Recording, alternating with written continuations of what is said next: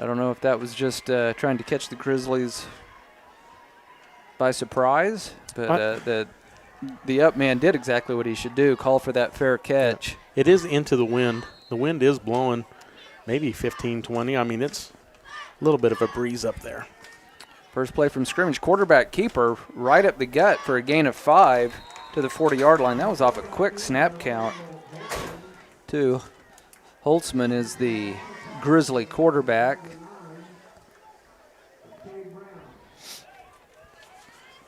And he's a big kid. He's a 200-pound quarterback. So 2nd and 5 from the 40. Same play. Yep, they're just going to keep trying to run it up the middle, and they almost got a first down there. And that was very successful as they gain about 4 yards. It's going to be 3rd and 1, maybe 1.5 coming up. Yeah, we're definitely going to have to stuff that middle to stop that. So 3rd and short for the Grizzlies. Ball on their own 44. Same play 3 times in a row, and they have a first down. Man, they're just pushing forward. They got some big bodies there, Scott. Yeah, so the Grizzlies, they win the line of scrimmage on those first 3 plays, and it's kind of like I know most people around here aren't familiar with Smith Center, but they've had a ton of success out in western Kansas, and they just kind of line up and just go right down your throat. 4 times in a row, and we had a timeout called. Yeah, I don't think those guys are going to get off the field in time. So the Vikings burn a timeout on defense. We are just underway. 11 minutes, 1 second to go in the first quarter. Tied at 0. We'll take a 30-second break. Be right back. You're listening to Viking Football on V93.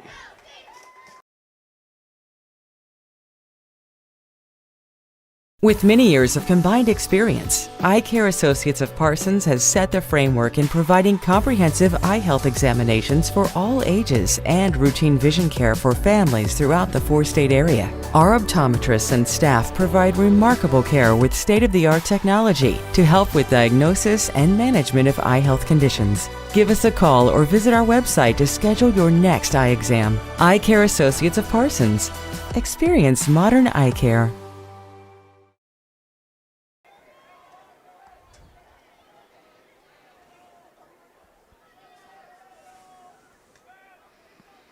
Back just in time for this first down play, and it's a completed pass for a first down into Viking territory down to the 41 or 42, and then a late flag comes in, and that may be a personal foul on the Vikes. So, boy, the Grizzlies, we mentioned their 50-0 loss last week to Towanda Circle and how you could just throw that out the window. And, Tony, they really set that up well. 3 consecutive quarterback sneaks to start the game, and then a quick hitter out into the flat. Yeah, Jesse Jones is going to get called for that. A little bit of a late throw there. He was already out of bounds, and he just tossed him all the way onto the track. So I'm guessing it's going to be a 15-yarder. Yep, unsportsmanlike conduct on the Vikes, and so that is going to push the ball. It's going to be around the Viking 25-yard line by the time they step off this 15-yard penalty. So good start for the Grizzlies. Not a very good start for this Viking D that looked outstanding in their season-opening win over the Prairie View Buffaloes. I'm not sure. I mean, they're still discussing something with Coach Price of the Grizzlies. I mean, clearly they'll take the penalty. Yeah, I don't understand what the holdup was there. So we'll see if the Viking defense can stiffen. Vikings started with that unexpected pooch kick. The Grizzlies called for a fair catch at the 35-yard line. And then they were able to get a first down off 3 quarterback sneaks, and then a first down on a quick pass with the 15 yards tacked onto it. So Holtzman in the pistol. We've only played 1 minute and 3 seconds, and the Grizzlies are already down inside the Viking 25-yard line. Holtzman takes the snap, wants to throw, and it is incomplete. Threw it a little bit low out into the flat. Intended target was Matthew Boyle. He's a 6'3" senior. Clock stopped, 10:49 to go in the first quarter. It's 2nd and 10 for the Grizzlies. Yeah. I'll be interested to see, if they can throw it downfield, Scott. I mean, both passes have been just on the line of scrimmage. Jamal Jackson, freshman running back, standing next to Holtzman Holtzman takes the snap. He wants to throw, going to the end zone, and he overshot his man and is incomplete. And you just mentioned that, Tony. It looked like they were the timing just wasn't there, at least on that play. And that throw was out of bounds. Even if he could have got there, he would have been out of bounds when he caught it. So I think the wind is kind of pushing it that way a little bit. So maybe the wind caught that ball a little bit and pushed it out of bounds. I think that was Cam Kendrick on the coverage for the Vikes. It'll be 4-down territory for the Grizzlies right here. 3rd and 10 from their own 24. Holtzman puts a man in motion, takes the snap. Quick slant. It's caught down to about the 16-yard line, so it'll be short of the first down, but 2 yards short maybe. Yeah, very manageable 4th down opportunity for the Grizzlies. Might see one of those quarterback sneaks again. Tony, see if they can pick it up on 4th and about 2 yards. Yep. 4th and 2 for the Grizzlies from the 16. Looks like a sneak. Yep, sure is. I don't think he got there. We don't have a great view, close, but the Vikings come up with the ball, but they had already blown the play dead. It's going to be close, and from our angle.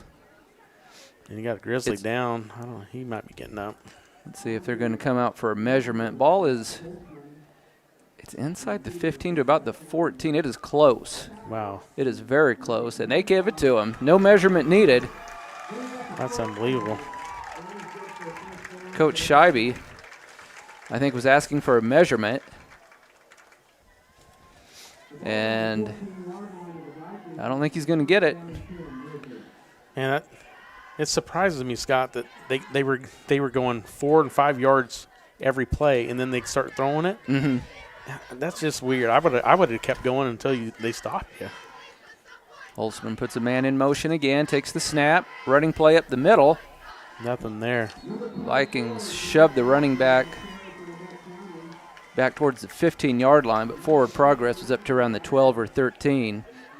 But an impressive drive for this Grizzly offense. Again, this is a team that has suffered 12 straight losses, and they're hungry for a win. Boy, how much would they enjoy breaking their losing streak against the Vikes here tonight? Yeah, Malik Ferguson, I think, was the first one in there on that, and I know Chris Beard was in there as well. 2nd and 9 from the Viking 13. Holtzman rolls to the near side. Oh, good Has tackle. his man inside the 10, and then knocked out of bounds immediately by Cam Kendrick. That was a great tackle because if he would have shook loose, he would have gotten the end zone. Great tackling there by Cam Kendrick to keep what looked like 3rd and 5, maybe. Yep. That's what I would guess. Just inside the 10. They put 3rd and 6 on the scoreboard. That's what we'll go with, but I think you're probably right, Tony. From this angle, it looks like 3rd and 5. Holtzman in the pistol. 9.5 minutes to go in the first quarter. Tied at 0, but Grizzlies knocking on the door. Down to 10 seconds on the play clock. Holtzman with a long snap count. Now he takes the snap, running play. The freshman lost yards. Yeah, he got grabbed by an ankle and then just snowed under by half the Viking defense. Yeah, I think Trey Gender was there. I think Chris Beard was there. I think Malik Ferguson was there as well. There were several Vikes right there on top of him. I tell you, if they had a kicker the quality of Jace Quirin, they'd probably go for the 3 points. We got 4th and, what is it, about 8? Yeah, 4th and about 8 from the Viking 13. I think they're going to go to the end zone, Tony. I don't think they're going to worry about necessarily the first down. I think they're treating this as 4th and goal. Let's see. Holtzman to throw. He's under pressure. Oh! Hit! The ball's loose! And it doesn't matter who comes up with it because the Vikes will get it. They will get the turnover on downs. The Vikings brought some extra heat. I think that was Chris Beard that got to his arm before he could throw it. And another Grizzly is down. So we'll have a stoppage in play. But what a huge stop by the Viking defense. Wow. 8:31 to go in the first quarter.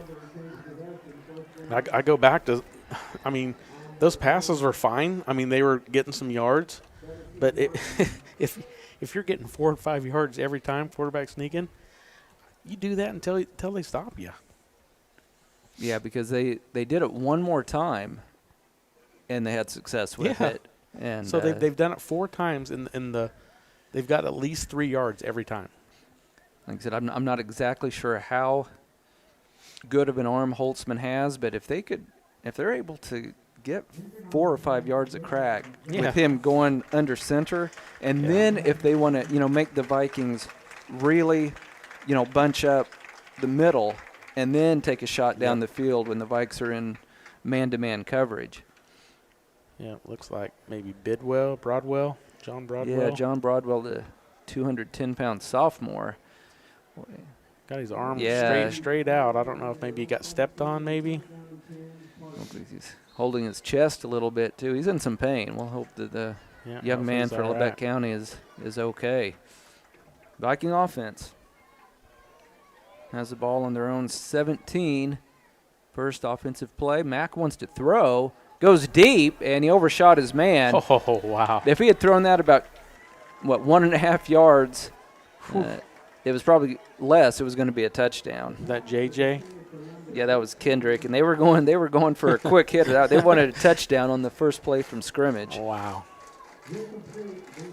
Well, it almost looked, Scott, like Labette County jumped I thought a little early, Yep.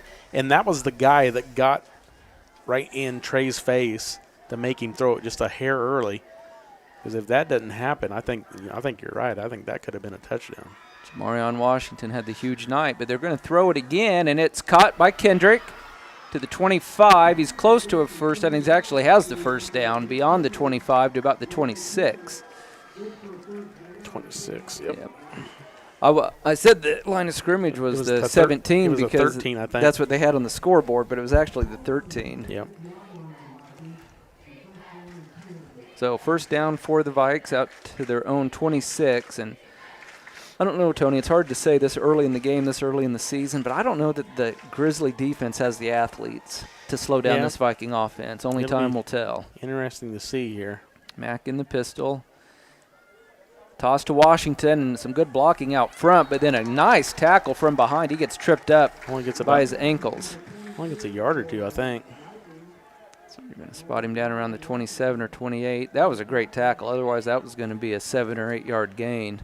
Yeah, somebody said something about that Lawrence Holt is a transfer from somewhere, number 1 for Labette County, and he was the one that was in there on that tackle. He's a sophomore. 140 pounds. The Vikings are going to go with 4 wide receivers, 3 to the far side, 1 to the near side. Washington, the lone running back. Mack takes the snap. Toss play. And, boy, Washington's in some trouble, but he powers forward across the 30-yard line. He made something out of nothing because the Grizzlies got into the backfield quickly. It's going to be 3rd and 5 or 6, though. So we're going to mark him down on the 32. So 3rd and 4 yards for the Vikes. 6:35 to go in our opening quarter. Tied at 0. The Grizzlies had a nice drive on their first possession, but it stalled around the 15-yard line. J.J. Kendrick, one of 3 receivers to the far side. Davis West, 6'2 senior, had a couple of nice catches last week. They fake the run, get it to Kendrick, and, boy, they read that one. Nice job by the Grizzly defense.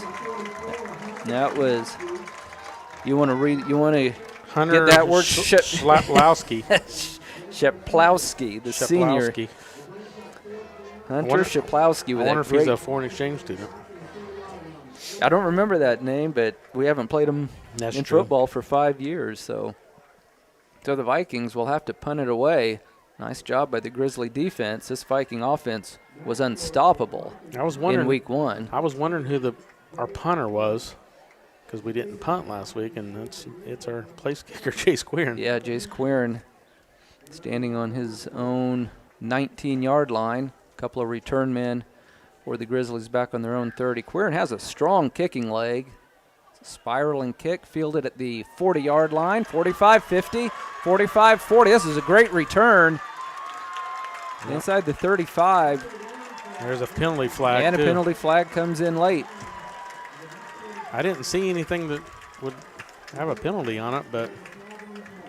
And you never know for sure, but it's not in the part of the field where you would guess it's holding, but it looked like they were talking to the Viking coaching staff, but that's not necessarily a good thing. That was a great return. And the Grizzlies are going to be in business. Yeah, that was number 1, Lawrence Holt, the one I just talked about that Jeff said in his pregame interview. Was talking about him. I think he's a transfer from somewhere. I'm not sure if it was. I know he said there was a kid from Topeka, so that could be him. They ended up waving off the flag, so the ball will stay. Let's see where they're going to end up. Still haven't put it down. Inside the 35, around the 33-yard line, maybe the 34. Yeah, Coach Price wanting to know why the penalty was picked up. Holtzman in the shotgun. Takes the snap. Quick pitch to the near side. And about a 2 or 3 yard gain. Jamal Jackson. Jamal Jackson. Yeah, just again a freshman. There's a couple of Hensons that are freshmen as well. Yeah. Chandler and Carter. I think they both, at least one of them, got quite a bit of time last week. I think Holt and Jackson are the two he was talking about in the pregame. I think he said one was a transfer from Chautauqua and one was from Topeka. I don't know which is which. 2nd and 7. Quick hitter is caught. Looks like a first down, close to the 20-yard line. Matthew Boyle, senior. Looks like Holtzman's best throws early in the game are on slant routes. Yep. You know, I don't know. Just those quick hitters. Yeah, if our defense can start jumping on those, I think.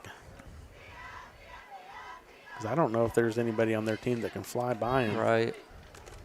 4:23 to go in the first quarter. 1st and 10 for the Grizzlies from the Viking 22-yard line. Quarterback keeper right up the middle. Nice spin move, and then he gets swallowed up at around the 20-yard line. Man, he got tackled by like 6 guys. You know, for a second there, Tony, I thought that was going to be a 6 or 7 yard gain, but That's the what defense it looked collapsed on Holtzman in a hurry. Well, what's scary on that, he wasn't past the line of scrimmage. He could have flipped it to somebody. Mm-hmm. I mean, if you got 5 guys coming after you, somebody's got to be hoping on your team. He flips it to somebody. They walk in the end zone. Trey Vinson, senior, checks into the game for the Grizzlies. I think this is the first time he's checked. He played defense. He was a defensive back on the defensive side. I think this is the first time he's winning the game on the offensive side. There's somebody uncovered over there, Scott. And they want to go deep, going to the end zone, and it's caught. That's a touchdown for the Grizzlies. That was a well-thrown ball, and Trey Vinson, who had just checked in, hauls it in. 22-yard touchdown pass from Holtzman to Vinson. And the Grizzlies jump on top, 6-0.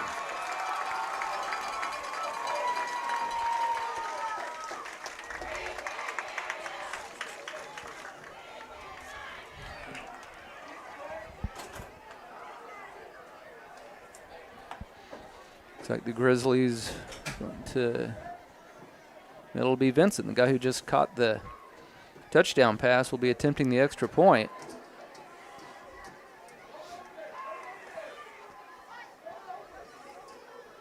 It's like an overload or something. I don't know what's going on. Some sort of swinging gate formation, and now they're going to go for 2, and it is going to be good. So they went with that odd formation, and the Grizzlies get the 2-point conversion, and 3:59 to go in our first quarter. It's Labette County 8, Parsons 0. We'll be back to the kickoff in 30 seconds. This is Viking football on V93. Day & Zimmerman, one of the largest privately owned companies in the U.S. with operations across the country and internationally. We are comprised of multiple brands that put people to work, protect our freedoms, and improve the world. The Parsons, Kansas location has manufactured munitions for over 50 years for our country's warfighters. Day & Zimmerman has immediate openings for production operators starting at $18.02 an hour on our weekend crew. Work a 12-hour day shift Friday, Saturday, and Sunday and receive 40 hours of pay. We also offer competitive benefits. Apply today.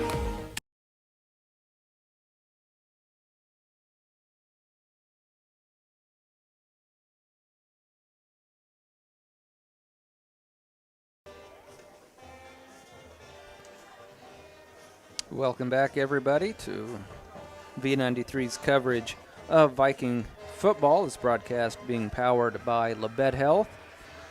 And that was an impressive drive by the Grizzlies. They didn't have to go that far because of the great punt return, but Vikings have only had the ball once, Tony, but in the opening 8 minutes and 1 second, Grizzlies have been the better team. Definitely. Definitely surprising. It looked like that Joe Page kicking off? That's Mr. Page, the former Viking, out there ready to kick off from the 40-yard line. Let's see if the Vikings can get something going on the offensive end. Page gets his leg into it. End-over-end kick fielded at the 10-yard line by Kendrick. He's at the 15, 20, 25, cuts it back, looking for a seam. Finds the edge, 35, and knocked out of bounds right around the 35-yard line. So a decent return, and the Vikes will have decent field position for their second possession of tonight's ball game. It was definitely what Labette County wanted. I mean, they didn't score on that first opening drive, but they came back and was very resilient and got in the end zone on that second drive. And that's what they needed to have a chance in this game. See how Coach Shabby wants to handle the Vikings' second possession. This time he started off with a long pass. I have a feeling Washington's going to get a carry right up the middle. Runs over a couple of Grizzlies and powers his way up to the 39 or 40. Was that about 5 yards? Yeah, it's going to be just shy of 5 yards. In fact, we'll just go ahead and give him 5. Looks like the nose of the ball is right on the 40-yard line. And that's what the Vikings will need right there, Tony. If you can get 5 yards on a carry, especially on a first down carry, I mean, it just opens up the entire playbook. When they were in Chanute at that jamboree, Scott, there was a couple times that they had Washington and Beard in the backfield. Yeah. And had Washington blocking for Beard. Yeah. And we saw that a little bit last week. He was motoring through. I mean, that's something that I think we might see tonight as well. Vikes want to throw. Kendrick has the catch at the 45. Then he's going to be driven out of bounds. Only a gain of 1 yard, maybe 2. No, I take that back. 6 That's yards. a gain of about 5 yards. Should be a first down. And they're going to mark it at the 45. Yep. And it is a first down. So 1st and 10 for the Vikes from their own 45. Clock stopped, 3 minutes, 1 second to go in the first quarter. Labette County on top 8-0. And I'll be positive here, and let's just assume that the Vikes punch this in and get a touchdown. You've got Mr. Automatic and Jace Quirin, and this early in the contest, you might just send him out. Yeah, you just kick the extra point and just hope that you're going to build on that. You don't worry about trying to tie the game. And now the Vikes are going to have to burn their second timeout of the first half. 2:55 to go in the first quarter, and Labette County leading this one early 8-0. While we have a break in the action, I'd like to say thank you to some of our sponsors who are bringing you Viking football in 2022. We want to say thank you to Labette Community College, Forbes Hoffman Funeral Homes, Clemens Insurance Agency, Labette Health, Woodworth Enterprises, Herman Lumber, Carson Wall Funeral Homes, Commercial Bank, Eye Care Associates of Parsons, also Labette Bank, Bartlett Co-op, and Labette Center for Mental Health Services. And Tony, I don't feel like the Vikings have had a chance to really even get into this game yet, and we've played over 9 minutes. I think they're going to be okay, but the Grizzlies, I think, kind of caught the Vikings and their coaching staff by surprise with those three consecutive quarterback sneaks. Yep. And then they started to open it up a little bit. And it was odd to see, we haven't seen the Grizzlies play, at least in person, in 5 years. But, they essentially, would have kind of a spread offense and had so much talent. And, that the hurry up, quick tempo, a little bit different feel for the Grizzlies. Both teams back out on the field. 1st and 10 for the Vikes from their own 45. 2:55 to go in the first quarter with Labette County on top, 8-0. It'll be Trey Mack in the pistol. Looks like Washington is the lone running back. Mack wants to throw, has a little bit of time. Now he's got he lost the ball. It's loose, and the Grizzlies have it. There's a flag on the play, but I think it's going to be holding on the Vikes. We'll wait and see, but I'm almost positive that the penalty is on the Vikings. And everything going right for the Grizzlies in the first quarter as they forced the turnover on Trey Mack. Still no official word from the official. Yeah, I'm not sure what he was doing there, but yeah, he didn't protect the ball very well. He was going to try to make a play with his legs.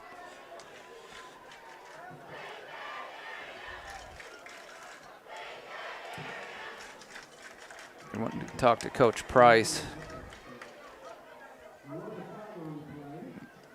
I can guarantee you Coach Price will decline the penalty and take possession.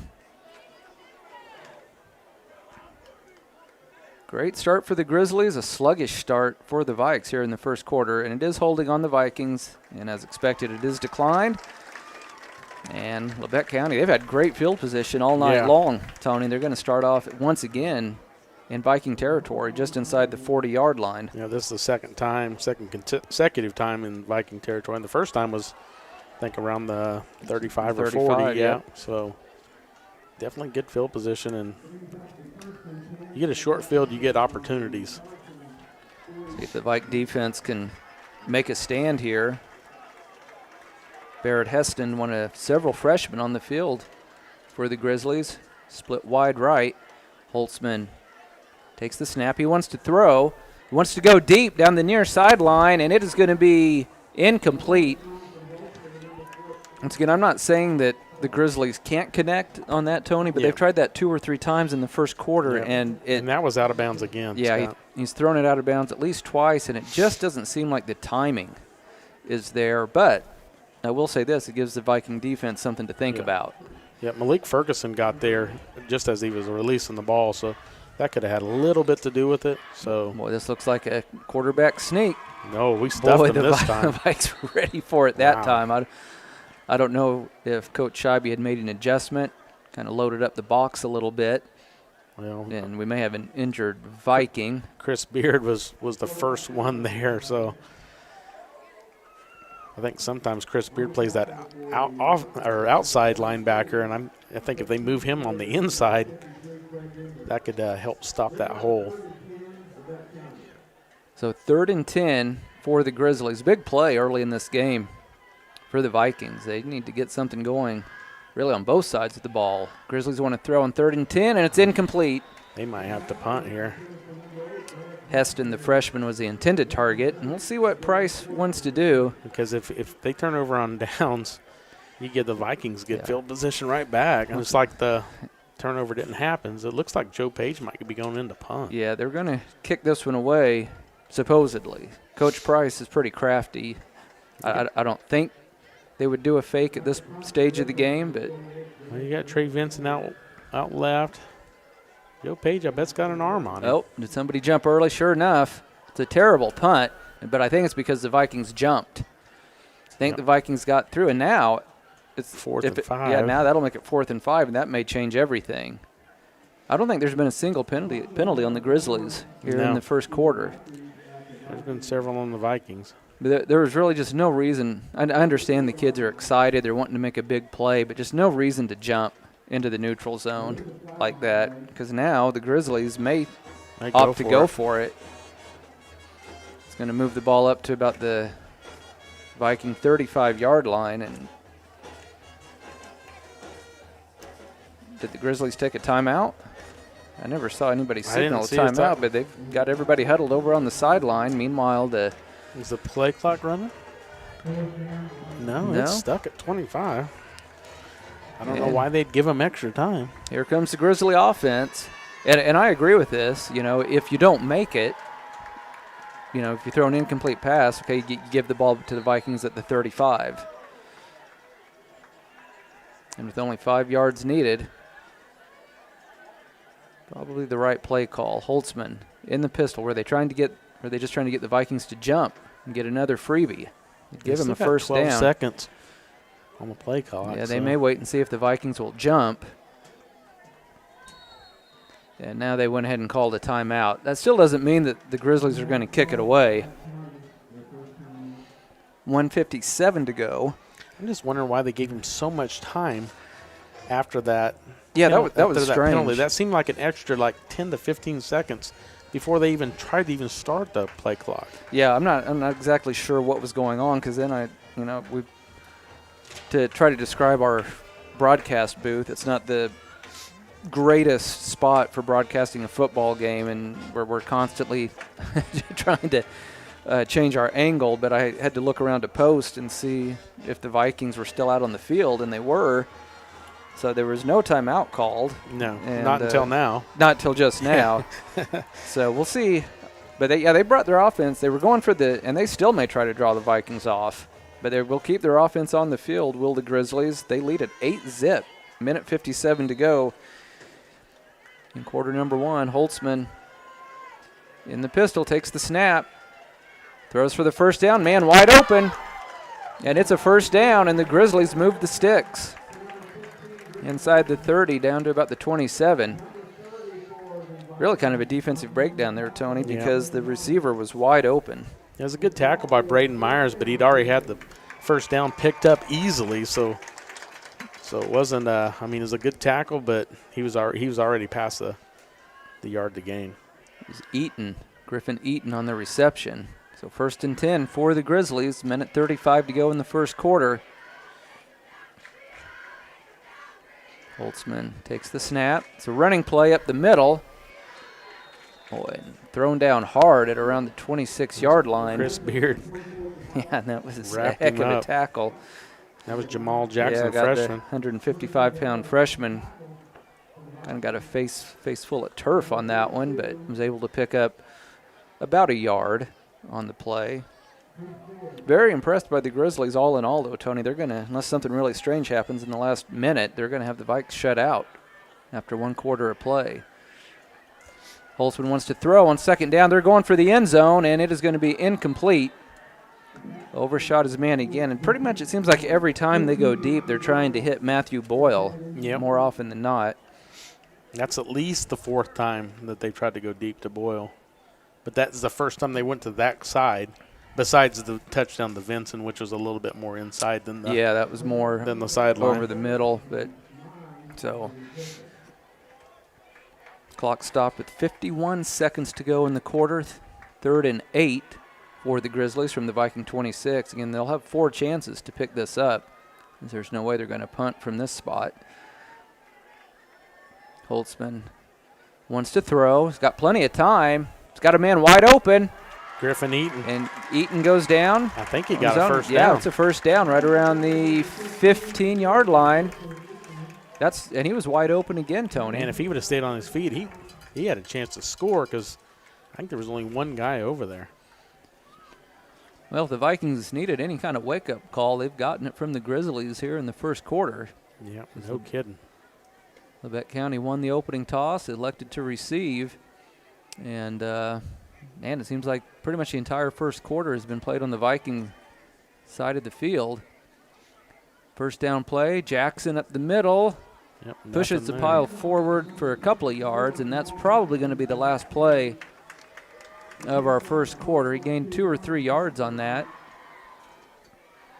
And it looks like the Grizzlies are headed to the sidelines. And that's going to be the end of the first quarter with your score, Labette County 8, Parsons 0. We'll be back in 1 minute. You're listening to Viking Football on V93. My name is Bria, and I'm a pharmacist at Bowen Pharmacy. I'm here today to tell you about one of our patient programs, Meds to Beds. Bowen Pharmacy South is located in the medical office building at Labette Health. Our staff works closely with the doctors, nurses, and social care workers to ensure that your transition out of the hospital is an easier and more convenient experience for you and your loved ones. If you are having inpatient or outpatient surgery, we will get your medications directly from your doctor and deliver them right to your hospital bed. If you are having a baby, we will get your medications or anything else that you may need to get your family home without the hassle of making several stops along the way. Whether you're here for a few hours or a few days, we are here at Bowen Pharmacy and Bowen Pharmacy South to help get you well without any interruption in transition of care. Just ask for Meds to Beds. At Bowen Pharmacy and Bowen Pharmacy South, we are here for you today and we are here for you tomorrow.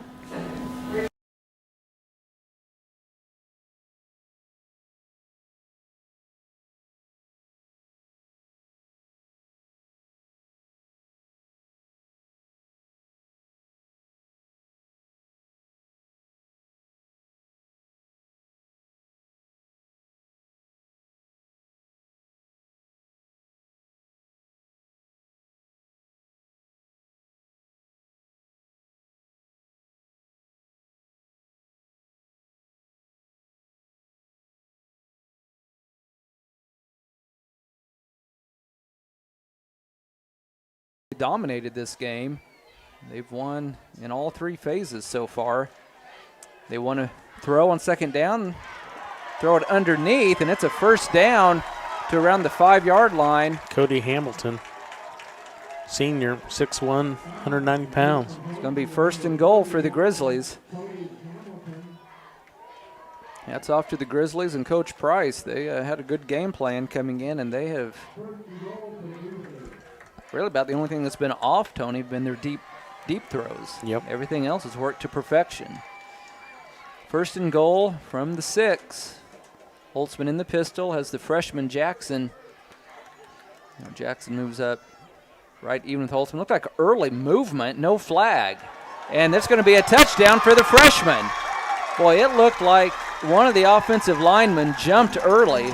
And I may have seen it wrong, but it's call it a 5-yard touchdown for Jackson, and the Grizzlies have a 2-possession lead now at 14-0.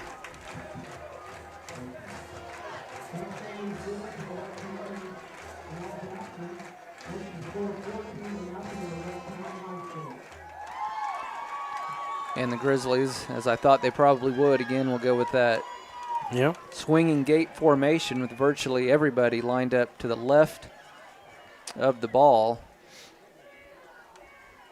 They scored quite easily off this, and they're going to do the same play again, and the Vikings ready for it this time, and that's one of the only things that's gone right for the Vikings here in the first half. 11:25 to go in quarter number 2 with your score, Labette County 14, Parsons 0. We'll be back in 30 seconds. You're listening to Viking Football on V93. At Labette Community College, we're passionate about medicine and compassionate about people. Our highly trained instructors provide innovative career-specific education in the field of diagnostic medical sonography. Do you already have an associate or bachelor's degree in healthcare? Earn an additional certification in sonography. LCC offers a 12-month completely online program with a clinical component. In as little as 1 year, specialize in OB, abdomen, or vascular. For more information, text pound SONO to 620-293-6671 today. Apply online at labette.edu.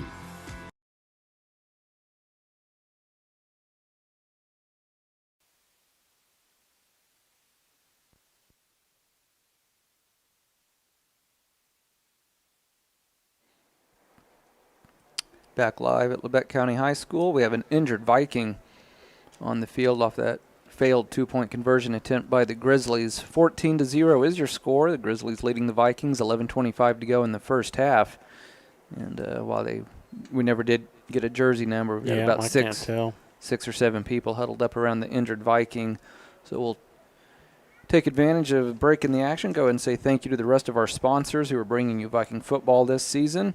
Thank you to Community National Bank, Tank Connection, Wood Insurance Center, Strategic Partners, Roy's Auto Service, Bowen Pharmacy, Parsons Educational Foundation, Parsons District Schools, Day and Zimmerman, and also SEK Orthopedic.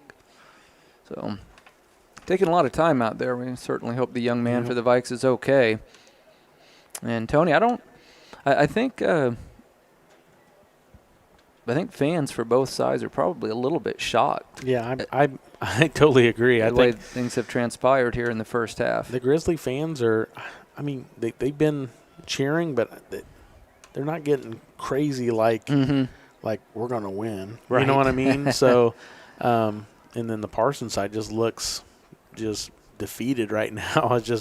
I think they're just waiting for something to cheer for, and we really haven't had a whole lot to cheer for. So, but there's quite a few fans across the way there, Scott. It's pretty full. Yeah, there's a nice contingent of Viking fans across the way, and I'm sure it's full. We can't see all of the Grizzly fans from our vantage point, but figured first football game in 5 years between the Grizzlies and the Vikings. I figured there'd be a great turnout. If you're just tuning in, 11:25 to go in the first half. Grizzlies leading at 14-0. They had a 22-yard pass from Holtzman to Vinson back in the first quarter. And then just moments ago, the freshman Jackson on a 5-yard run over the right side to extend the Grizzlies' lead to 14-0. We'll see what the Vikings are made of, Tony. It's they had it so easy last week. against Prairie View. Almost too easy. And now they're going to have to fight back. They have to dig deep and see what they're made of here. They have the young man in a sitting position now for the Vikings, but still cannot. Looks like a 2. If it is number 2, it'd be Trey Pierce, but there may be another digit number in front of that too. So we're just hoping for the best for whoever the young man is, and this obviously injuries are never good, and we hope that injury is nothing serious. But this may help the Vikings, Tony, because the Grizzlies had so much momentum. The injured Viking is on his feet now.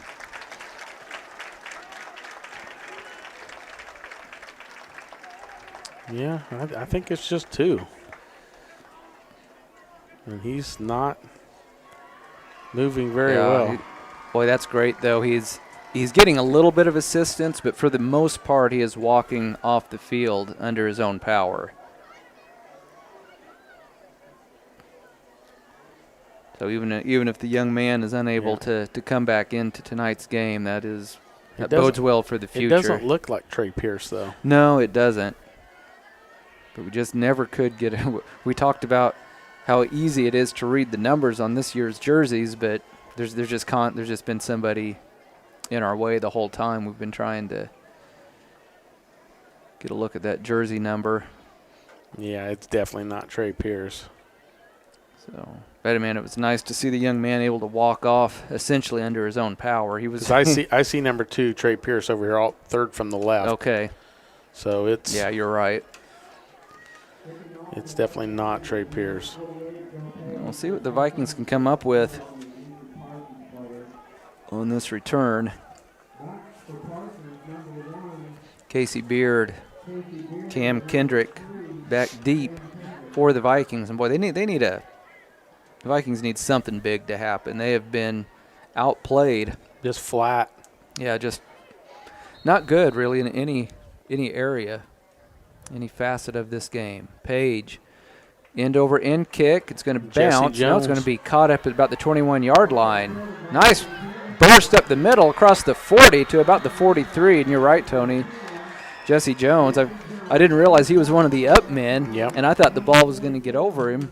But he's such a good athlete, he was able to go up and get it. So that Vikings needed something positive, and they got it from Jesse Jones. It'll be good field position for the Vikings. Something I haven't seen is we had Cade Brown last week kind of playing as like a little tight end, catching like a little crossing pattern. I have not seen him on the offensive side yet, have you?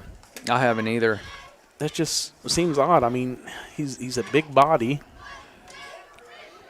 2 receivers left, 2 receivers right for the Vikes. Trey Mack takes the snap. He wants to throw, and he wants to throw deep down the near sideline. Jesse Jones got the catch at the 20, 15, 10, 5, touchdown, and it is a quick strike for the Vikings. That goes 57 yards from Trey Mack to Jesse Jones. And we talked a lot last year, Tony. Those were the kind of plays we were expecting Jesse Jones to make. He had a great, I think it was a 74-yard touchdown last week, and he did virtually all the work. It was one of those 5-yard passes, like a little hitch, and then he took off. Did the rest of the work on his own. Yeah, that's definitely what the Vikes needed here, and should be just Jace Quirin in for an extra point. Hopefully Jace can cut this 14-0 to 14-7 here. Oh, low kick. Did he miss it? Wow, that's his first miss of the season. I didn't have a good look at it, Tony. Was the snap okay? Yeah, the snap looked little off, but, I mean, I think he just went real quick. Well, you're so used to Mr. Quirin being Mr. Automatic, but anything can happen. And, he may have just hooked it left, or may have been a little bit off on the snap or the hold. But either way, the Vikes are on the board. 11:08 to go in the first half. Grizzlies now leading at 14-6. We'll just keep it here. Yeah, that was much needed. Yeah, they needed something to wake everybody up, wake us up, wake the crowd up across the way. And, Now the Viking defense needs to build on that, because I won't say they've been getting shoved around, but the Grizzlies have moved the ball. Yeah, they have. And I just said something about Cade Brown not being on offense. I don't know if I've seen him on defense either, Scott. Yeah, I'm not sure. I know Coach Scheibe said that the Vikes were about as healthy as they could hope to be coming into week 2, and I'll be interested to see. Is that him right across the way with the tablet and no helmet? I can't tell if that's Cade or not. I think it is. Huh. So Jace Quirin has the ball teed up at the 40-yard line for that big strike from Trey Mack to Jesse Jones. Gets the Vikings on the board, but they're still down by 8. High end over end kick, going to be fielded around the 4-yard line. Return to the 10, 15, got a bit of a seam, look out! And then a big hit at the 26-yard line. Wow, that was Malik Ferguson, I believe, but put the boom on there. I think it was Lonnie Brooks. And Trey Ginder. Lonnie Brooks and Trey Ginder was on that. They lowered the boom on that hit there. I gotta tell you, I think we haven't even played. We've only played about 13 minutes, but you'd have to think that the future is pretty bright for Grizzly football. Yeah. Just going by the number. I mean, how many times have we said the word freshman? Yeah, and I mean, it's. I mean, they're surprising Parsons here early on with a couple of touchdowns. So 14-6, Grizzlies on top, and they have the ball 1st and 10 from their own 27. This is their worst starting field position. But I do not see Cade Brown on the field, Scott. I don't know what's going on. He was a beast last week. Several other really good defensive plays. I mean, kind of one of our stars on the defensive side of the ball. Yeah, I'm hoping he's not injured. Grizzlies just had to burn a timeout. Both teams have 1 timeout left. With 11:02 to go in the first half. 14-6 is your score. Labette County by 8. They had a touchdown. 4 minutes to go in the first quarter. A 22-yard pass from Holtzman to Vincent. And then essentially the first play of the second quarter, 5-yard run from the freshman Jackson to go up 14-0. And then the Vikings had that quick response, 57-yard pass from Trey Mack to Jesse Jones. Both teams back out on the field. 1st and 10 for the Grizzlies. Empty backfield this time for Holtzman. New formation. If I take that back, he had 1 running back there in Jackson. And he comes around and gets wrapped up around the 28-yard line. Malik Ferguson got to him quick. Only, about a yard and a half? Yeah. 1 to 2 yard gain. Yeah, Jackson's still back there. Grizzlies getting up to the line a little bit quicker. Now they're looking over to the sidelines. That's Chandler Henson, another freshman. Yeah. Chandler Henson next to Holtzman back there. A lot of freshmen getting varsity minutes for the Grizzlies. Holtzman wants to throw, and he's got a man open.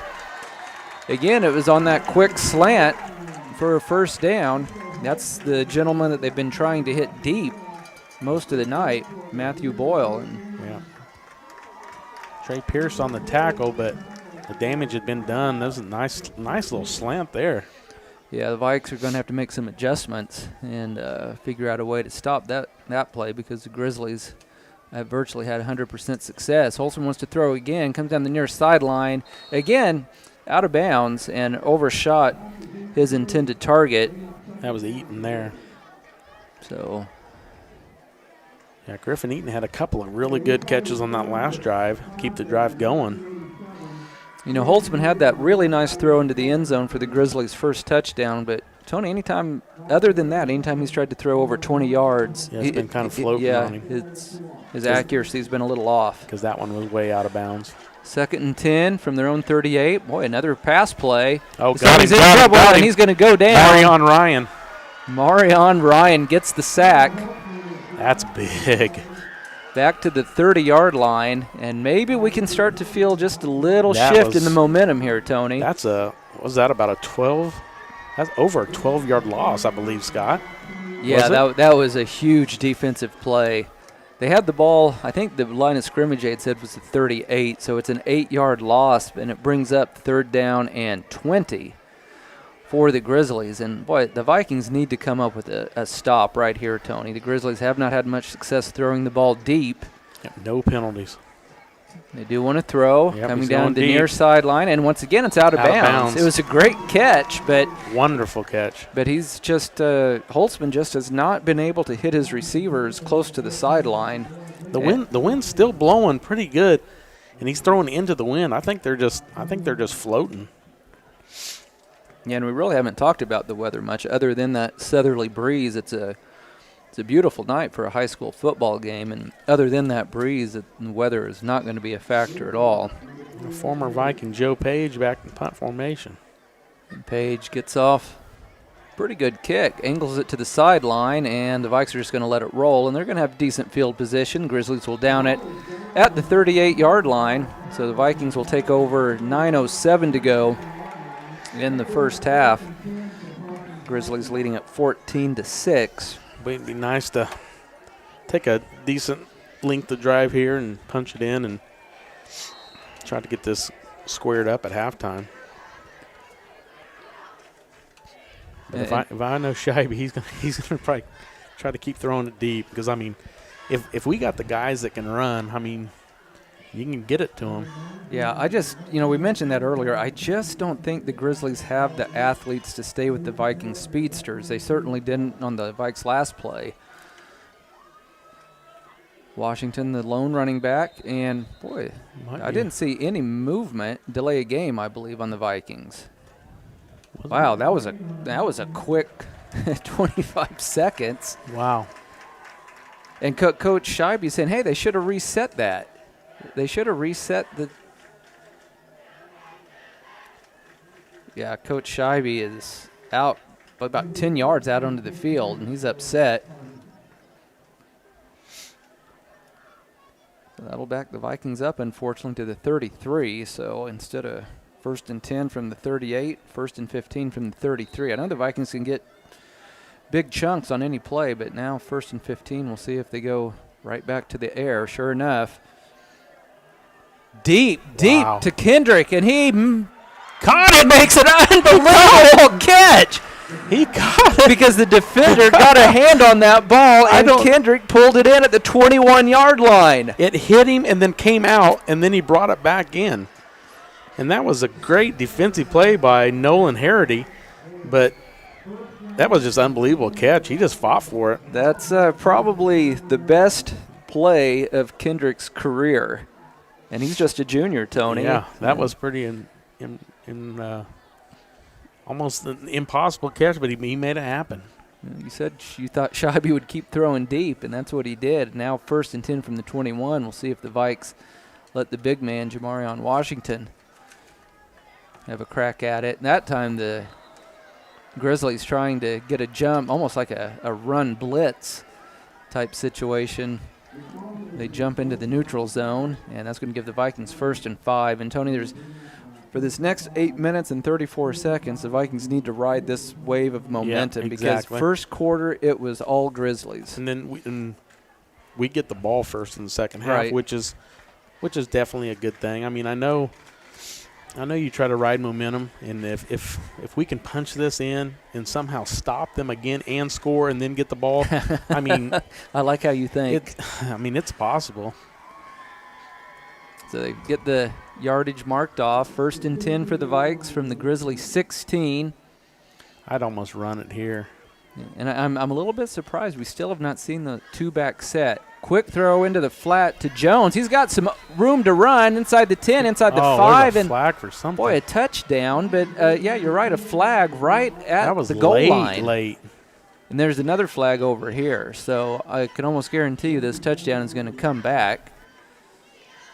Wow. If any, I think probably the best thing the Vikings can hope for is offsetting penalties.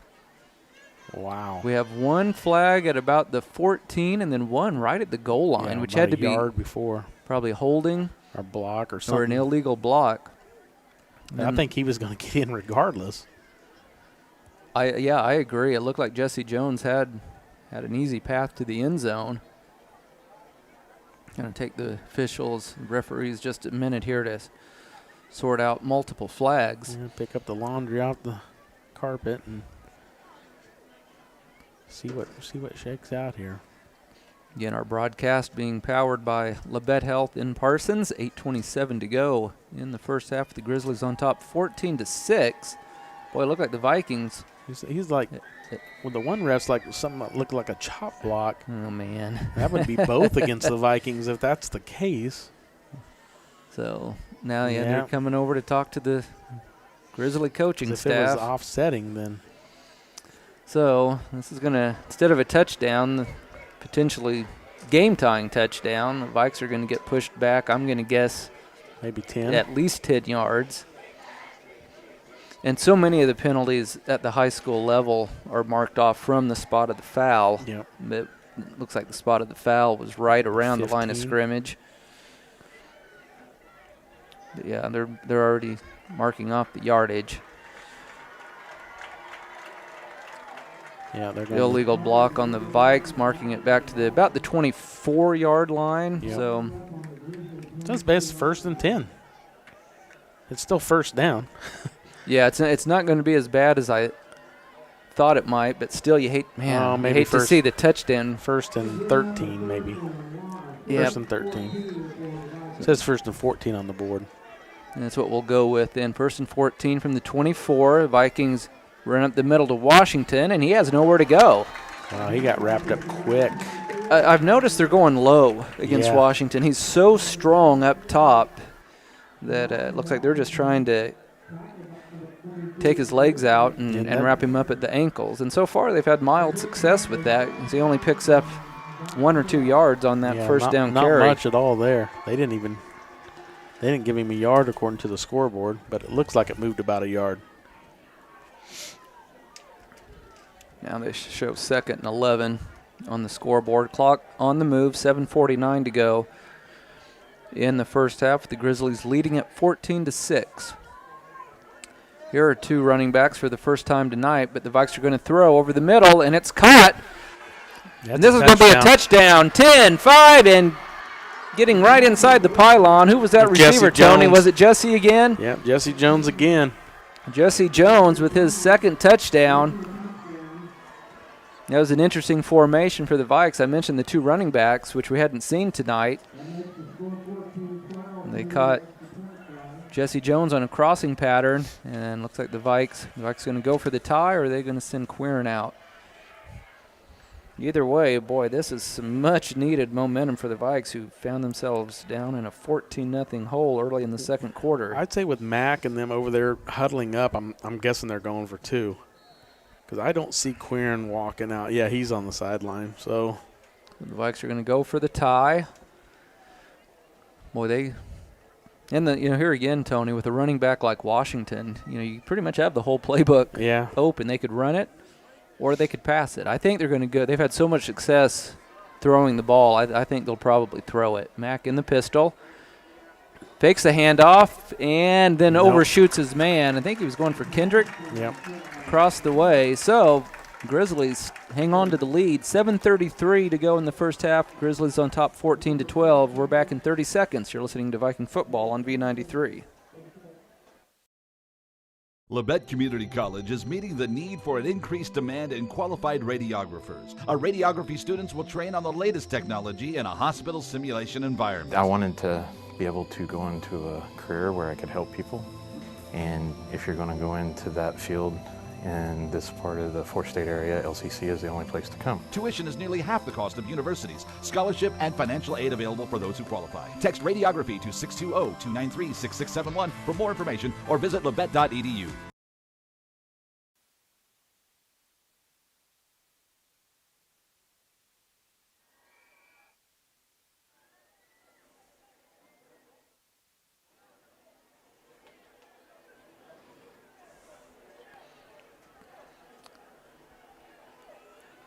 And welcome back, everybody. Scott Marlowe, Tony Fuentes with you on V93. Drew Fuentes taking care of our live video stream tonight. Karen Hardesty pushing all the buttons for us back in the KLKC studios.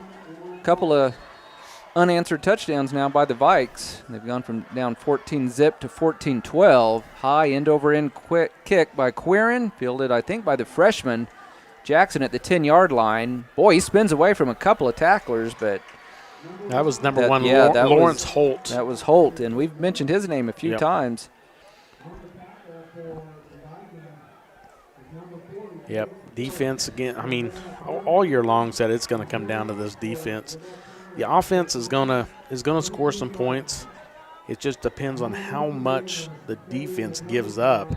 I think is going to basically what our year's going to end up being. I mean, we've got some tough opponents coming down. Oh yeah, on the schedule. I mean, it's the defense is going to have to step up. But like we said earlier, I don't think Cade Brown's playing. Quarterback keeper, and this is a nice gain across the 30. Late flag. We may have our first flag of the game on the Grizzlies. It was definitely thrown in the area where it would be holding. Yeah. I don't think there could have been anything else because there wasn't a Viking that deep in the right in the backfield. And that may explain the huge hole that Holtzman had over the right side. And he's a pretty good size. Man, I haven't seen him since he played junior golf probably 7-8 years ago, and he was tiny, a little left-handed little golfer. And, I mean, man, he's a big kid. Definitely hit the weight room. Well, momentum continues to shift in favor of the Vikings. As this is, with this penalty tacked on, this is really the worst field position the Grizzlies have seen tonight. Ball backed up all the way to the Labette County 13, and they will face 1st and 20. They do have the lead, however, at 14-12, 7:20 to go in the first half. Holtzman puts a man in motion, takes the snap, throws it out into the flat. Looks like Griffin Eaton. It was Eaton, and he had a decent block out in front. He might have picked up the penalty yards. Got out to, I think, around the 20-yard line. We're going to back it up a little bit. I think he gained about 6 maybe to the 19. 7:15 to go in the first half. Second and about 16. Holtzman keeps it himself. Not much there, though. He only got a yard. Yeah, he only got across the 20 to about the this 3rd and 21. 3rd and long. 3rd and least. Yeah, at least 11. That's what they just said. 3rd and 11. And I hope our live video stream keeps working well, because I can guarantee you our people watching, Tony, have a better view of the action than we do right now. Yep, guaranteed, because Drew's up top, and I think he's got a pretty good vantage point from up there. 3rd and 11 for the Grizzlies. As expected, Holtzman wants to throw, and there's nobody home. Wow. Miscommunication on that play. He throws it into the Grizzlies sideline. Looking for Matthew Boyle again. And one thing we haven't seen, Tony, since that first drive, we're just lining up and trying to shove the ball right down the Vikings' throat with that quarterback keeper. That's what I was like, man, it worked. 3 plays in the very first 3 plays, and then they did it another time, and, man, they had the momentum going. Joe Page, pretty good punt. Wow. Kendrick receives it at the Viking 45, gets away from one man. Now he's going to have to outrun everybody. And he gets stood up and driven back, but he gets into the Grizzly territory. That was a nice tackle. Yep. But JJ did a good job because he dropped the punt and was able to snatch it up and still get across the 50-yard line. And the Vikes, that's what you wanted, Tony. You said you wanted that stop, and then you wanted the Vikings to go down and take the lead. I mean, I know we're not getting these conversions, but I mean, if we can score again here before half and then get the ball to start the second half, I mean, that's going to be a huge momentum. I mean, we already got the momentum going. But, man, it had to have been a shocker to our sideline. Our boys down 14-0. There's a flag. There may have been some unnecessary roughness the way they drove him into the turf. There was 2 guys picked him up off his feet and drove him into the turf. Boy, that's huge for us. It's just been a complete flip. All the penalties were on the Vikes back in the first quarter. Now finally we've had 2 or 3 in a row on the Grizzlies. Now look at Jesse in the slot. So that gets the ball up to the 33-yard line. We'll see if Scheibe wants to be patient or if he wants to keep throwing. He wants to keep throwing. Oh, nearly intercepted, but a great catch by Davis West. Davis West was really good last week, too. It's a relatively short gain, but, hey, it's the same as like a Washington run of about 5 yards. That was a dangerous pass. If he would have got one more step, that would have been an interception. And could have been a pick six. Yeah, because there wasn't much behind him. He needs to be careful on that pass because that could be a 6 going the other way. That would be a huge momentum swing the other way. So 2nd and 6 for the Vikes from the Grizzly 28. Grizzlies leading this one 14-12. Mack takes the snap, fakes the handoff, throws it out to the far side. Kendrick is going to, I think he found the first down. I couldn't see where he stepped out, but it's very close to the first down marker. It's right at the sticks, Boy. I think. I sure thought he made it, but they say he stepped out a yard short. Yeah. This might be a good time for Mr. Washington to get a carry, and I think the Grizzlies would be hard pressed to keep him from picking up a yard, and that's exactly what the Vikings need. They have it 3rd and 2 on the scoreboard, but from where we're stationed, I'd say it's third and maybe a long one. Yep. Clock is stopped. 5:31. The first quarter and the very early minutes of the second quarter dominated by the Grizzlies ever since. Vikings have been in control, although they do still trail by 2. Quick snap, and they hand off to Washington. He didn't get and it. boy, he breaks 2 tackles. He's got the first down and got more. A touchdown. 15, 10, 5, and he's in the end zone for a touchdown, and I do not see any flags. Nope. He was bottled up. Now the Grizzlies are clapping on the sideline. Yeah, he was bottled up. What happened, Tony? I don't know. They're not giving the Vikings a touchdown. I did not see a flag. Are they going to say that his forward progress was stopped? What? Oh, my goodness. Boy, Coach Scheibe is upset, and I don't blame him. I mean, I didn't feel – I mean, he was still fighting. Yeah, I don't know. And he wasn't getting – that wasn't even close to being down. I would like to see a replay of that. I just can't believe it. Coach Scheibe upset, and – I mean, Washington fought so hard to get out of 2 tackles because it did look like he was going to be stopped. And then, I mean, they essentially just took a touchdown right away from the Vikes. That's the second time tonight. Yeah, that's Tony, unbelievable. Because they wiped out an earlier touchdown. The Vikings, I think, ended up scoring on that possession anyway, and now the Vikes are going to burn their last time out. Now, is it 3rd down or 4th down? It was 4th, and they switched it back to 3rd down across the way, but it should be 4th down. Yeah, it should be 4th. Scoreboard says 4th down. Like I said, and now they are going to finally – well, I thought they were going to switch it back to 4th down because that's what it should be, although to be more accurate, it actually should have been a touchdown. I don't understand what happened there. I honestly don't. I mean, there had to have been whistles blown. Yeah, I was going to say they had to have blown the play dead. Otherwise, there's just no excuse for it. But the players were all running like it was still a live ball. I mean, if they blew whistles, Washington certainly didn't hear them because he kept going. Wow.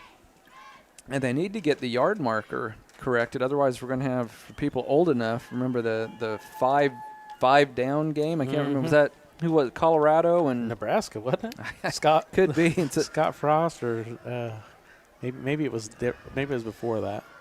Grizzly. I think I definitely remember. Was it? Coach Price is probably, that's what he's asking about right now, saying, hey, isn't it 4th down? I've said this a lot already, but a huge moment in this ball game coming up. Ball, I think, is on the Grizzly 24-yard line. What do we do, Tony? Is it 3rd and 2 or is it 4th and 2? It should be 4th and 2 as far as I know. Price doesn't look happy. He's got his hands up like, I don't know what's going on. Wow. They've got 3rd down across the way on the yard marker and 4th down on the scoreboard. Here we go. Mack rolls to the right. Fires it. Caught. And it's a 1st down. So regardless of the confusion on what down it was, the Vikes pick up the 1st down and move the sticks. I missed who that was. I couldn't tell if it was JJ or Jesse. I think it was JJ. They've both had big nights tonight, especially Jesse Jones with those two touchdown receptions. Ball spotted around the Grizzly 18, 1st and 10 for the Vikes as they try to get the lead for the first time tonight. 3 receivers to the near side. I think it's Davis West split to the far side. Running play to Washington, kicks it out to the right side, and he has a nice pickup. Close to a first down, looks like. One of his better runs of the night. He was unstoppable last week against the Prairie View Buffaloes. Well, they wound the clock, but the clock isn't moving. Now they try again, and there it goes. So 4:42, clock on the move. Vikes have it 2nd and 2 from the Grizzly 10-yard line. Grizzlies on top, 14-12. Trey Mack looks over the defense. Takes the snap, gives it to Washington right up the middle. Or I take that back. I don't think he got anything. Let's see. They See if he moves. Yeah, it's very close. Very close to a first down. Well, now they moved. The gentleman with the down marker backed up. And now he's moving. They just gave it. They just signaled first down. Okay. The man in the white hat signaled first down, so the Vikings have it 1st and goal. Huh. And I can't tell where the ball is spotted. It looks like it's around the 7 or 8 yard line. Davis West split wide right. I think you're right, Scott. It's about the 7.5 yard line. We'll see what Coach Scheibe dials up on 1st and goal. Almost got the Grizzlies to jump. Throwing to the end zone. Wide open. Cam Kendrick. Boy, that was just too easy. And the Grizzly defense talking to each other. And you know, I don't know how many freshmen they have back there in that part of the field, but they have so many freshmen on the roster that are playing varsity minutes. Like I said, it bodes well for the future for the Grizzlies. But, man, great second quarter by the Vikes. 8-yard pass from Mack to Kendrick, and the Vikings have their first lead of the night. And now they will send out Jace Quirin to try to give the Vikes a 5-point lead. That kick looks much better, and it's good. So 3:37 to go in the first half. It's Parsons 19 and the Grizzlies 14. We'll be back to the kickoff in 30 seconds. This is Viking football on V93. With many years of combined experience, Eye Care Associates of Parsons has set the framework in providing comprehensive eye health examinations for all ages and routine vision care for families throughout the 4-state area. Our optometrists and staff provide remarkable care with state-of-the-art technology to help with diagnosis and management of eye health conditions. Give us a call or visit our website to schedule your next eye exam. Eye Care Associates of Parsons. Experience modern eye care.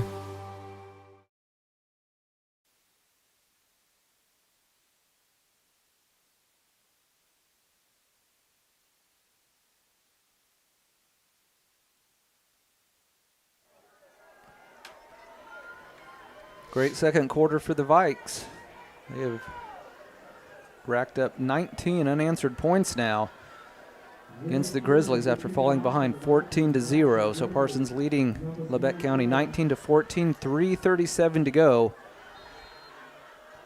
in the first half. Boy, in these last 3.5 minutes will be big for both teams.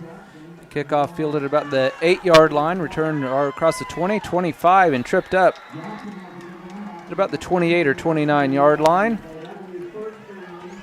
Yep, it was Jamal Jackson there, the freshman. And again, Tony, starting out inside their 30. Yep. And in the first quarter, it was all on our side of the field. I mean, their worst field position was the fair catch they took at their own 35 when on the opening kickoff. I don't know why. They're bringing a stretcher out, Scott. Are they? On the sideline over here, on our sideline. Yeah, they sure are. I don't know if that player that got hurt earlier. I don't like to see that. No, that's never a good sign. And we'll see what the Grizzlies dial up on the offensive side of the ball. They looked good in the first quarter, and they've kind of been shut down. Holtzman wants to throw. Finds a man open. It's a good play on first down. Eaton has the first down. About 13 yards there. Yeah. Gets across the 40-yard line.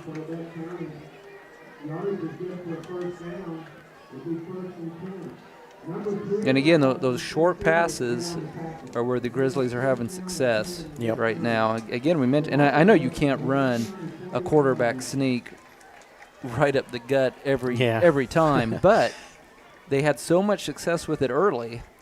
They may want to bring that back. I know right now they only have 3 minutes to work with, but I'll be curious to see if they bring that back at all in the second half.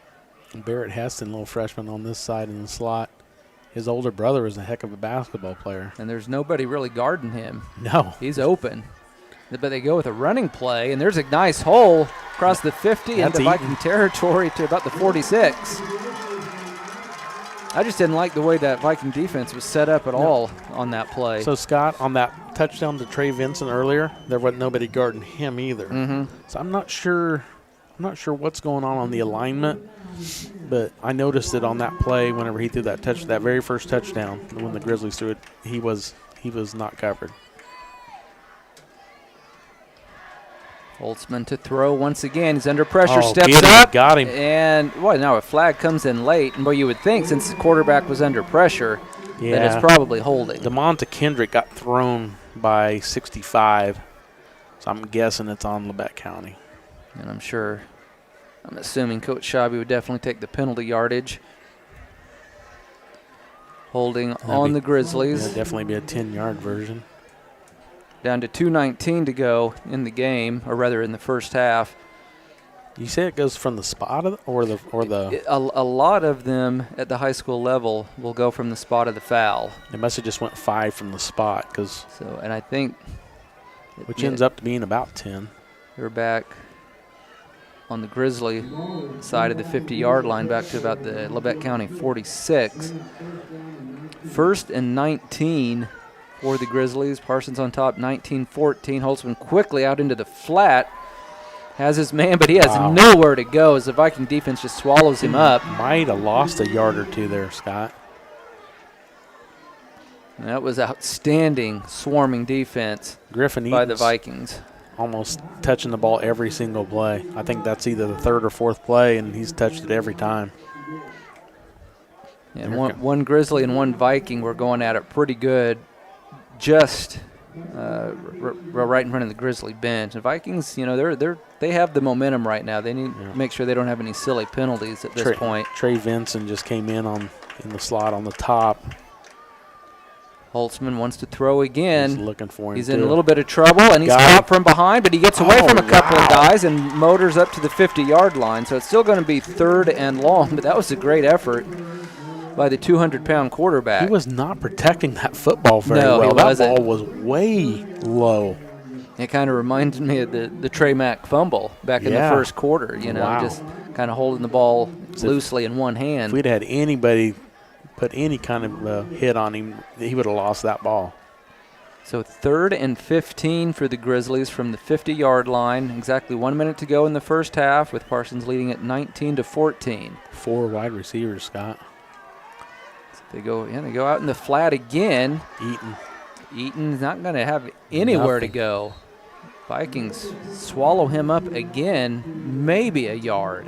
Yeah. And now, what does Coach Price do? Because if he goes for it midfield and doesn't make it, we can throw 2 quick passes. you can bring in Baker, and he could throw it 50 yards in one play. Yeah, he definitely could.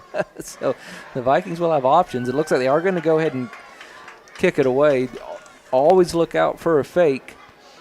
Yeah, I don't see a fake here. They've got to get all the way down. They got to get all the way down to the 36. That's a nice punt. He's got a pretty good leg on him. Vikes need to just get away from it. It takes a good bounce for the Vikes. Dies at about the 23-yard line. And a flag, and maybe 2 flags coming. What is that on? And now that was after the punt, I believe. And now the white hat has gone down. And which team? Ground. It looked like they were looking. I don't think there were any Vikings DeMonte close. Kendrick was clapping like it's going to be on them. 25. Is that DeMonte Kendrick for us? You know, and they're going to take a minute to sort all this out. But, you just – here again, it's only a 5-point game. There's really no reason for either team to be getting a silly penalty at this point. At this point, if it's on the Grizzlies, that just makes it even closer for Parsons to try to throw something down and get some more points before half. Yeah, it's on the Vikings. I mean, half the distance to the goal. And it's probably we could take a kneel and go to the locker room. We're getting the ball first and second half. I mean, and you never know what Coach Scheibe's going to do. I have a feeling that from the 23-yard line, if that's where the ball had stayed, he may just say, "Hey, you know what? We've got the lead. Let's get to the locker room." Yeah. And then we get the ball first in the third quarter. But yeah, you're right. If this is a 15-yard mark off against the Grizzlies, up to almost a 40. Yeah, then all of a sudden the Vikes, I think they have burned all their timeouts, but they can strike so quickly that I think if this penalty is on the Grizzlies, then I mean, you could throw a 5-yard slant and they could run the whole. I mean, like Jesse or JJ, anybody, really. But I tell you what, I'm impressed with these Grizzly freshmen. Not taking any away from the Grizzly upperclassmen who have played well tonight. Also, but I remember Parsons had to play a lot of freshmen, but back a few years ago. But there were, a lot of that was due to injuries. But we'll see what's going on here. I mean, they've talked to Coach Scheibe. Now they're coming over to talk to Coach Price. 40 seconds to go in the first half. Parsons has erased a 14-0 deficit and currently lead 19-14. Grizzlies sitting at 0-1 on the year. Parsons at 1-0. They picked up the ball. Oh, that's just the extra ball. I didn't see the other ref straddling the ball in the field. I just seen him carrying the ball. I'm like, well, here's the ball. Still talking to Coach Price.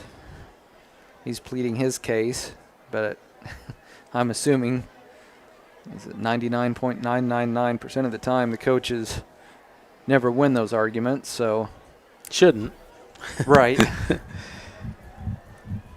And our head referee has still not given us anything official, and now he's getting ready to. We have holding, and then also a personal foul on the Vikes, and we have a personal foul on the Vikes. So that was what the hat went down for. Tony had already thrown a flag, so he didn't have another flag left, so he put the hat down. And it'd just be a kneel down, I'm sure. Yeah. I really thought one of the unsportsmanlike penalties was going to be on the Grizzlies, but and that's exactly what Coach Scheibe talked about. He talked about it all week at practice. He talked about it in the pregame interview. We got to keep our heads in the game and not have the silly penalties, not let Labette County get in our heads. And then, it had to have been somebody jawing. I mean, that's the only thing I can think of because I didn't see a hit that would have, but to throw two unsportsmanlike, so that means two of our players did that. So the Vikes backed up inside their 10 to the 8. So 1st and 10 from their own 8, leading at 19-14. And Mack under center. This would indicate that he's going to take a knee. And he does. And the Grizzlies with only one timeout left. They may not even use it. I mean, it's, the momentum has definitely shifted in the Vikings' direction and in the Vikings' favor. But I got to tell you, Coach Price and the Grizzlies, they have to feel pretty good about going to the locker room only down 5. Exactly. They got absolutely dominated by a very, very good football team last week to Wanda Circle. But they came ready to play tonight, and it doesn't look like the Vikes will even have to take another snap. That's it. So what we're going to do is send it back to the studio for approximately 10 minutes, and then we will come back with our Eye Care Associate halftime show. Your halftime score, Parsons 19, Labette County 14. We'll be back in approximately 10 minutes. You're listening to Viking Football on V93.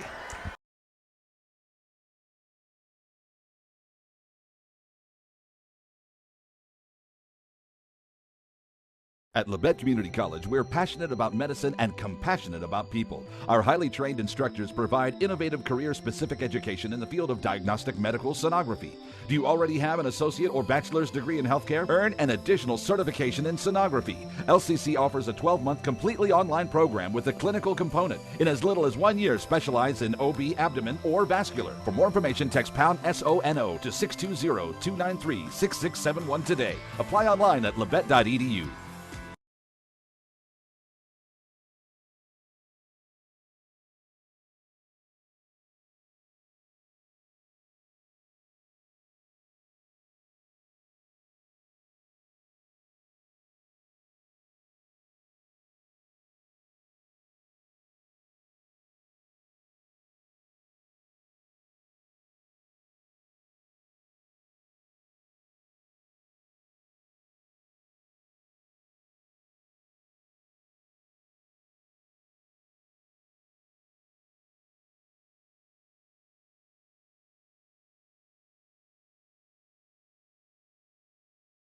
My name is Bria and I'm a pharmacist at Bowen Pharmacy. I'm here today to tell you about one of our patient programs, Meds to Beds. Bowen Pharmacy South is located in the medical office building at Labette Health. Our staff works closely with the doctors, nurses, and social care workers to ensure that your transition out of the hospital is an easier and more convenient experience for you and your loved ones. If you are having inpatient or outpatient surgery, we will get your medications directly from your doctor and deliver them right to your hospital bed. If you are having a baby, we will get your medications or anything else that you may need to get your family home without the hassle of making several stops along the way. Whether you're here for a few hours or a few days, we are here at Bowen Pharmacy and Bowen Pharmacy South to help get you well without any interruption in transition of care. Just ask for Meds to Beds. At Bowen Pharmacy and Bowen Pharmacy South, we are here for you today and we are here for you tomorrow.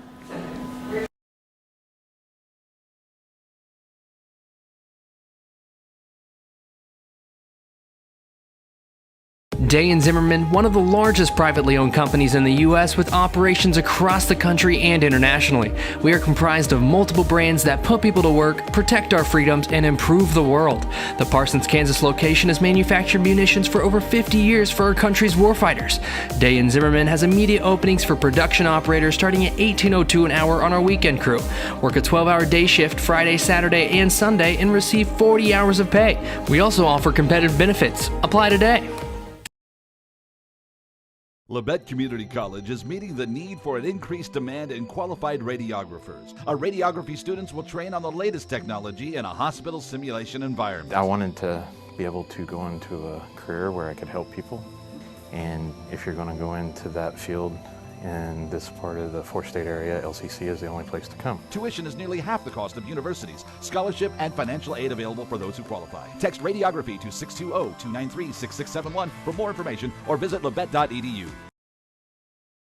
With many years of combined experience, Eye Care Associates of Parsons has set the framework in providing comprehensive eye health examinations for all ages and routine vision care for families throughout the four-state area. Our optometrists and staff provide remarkable care with state-of-the-art technology to help with diagnosis and management of eye health conditions. Give us a call or visit our website to schedule your next eye exam. Eye Care Associates of Parsons. Experience modern eye care.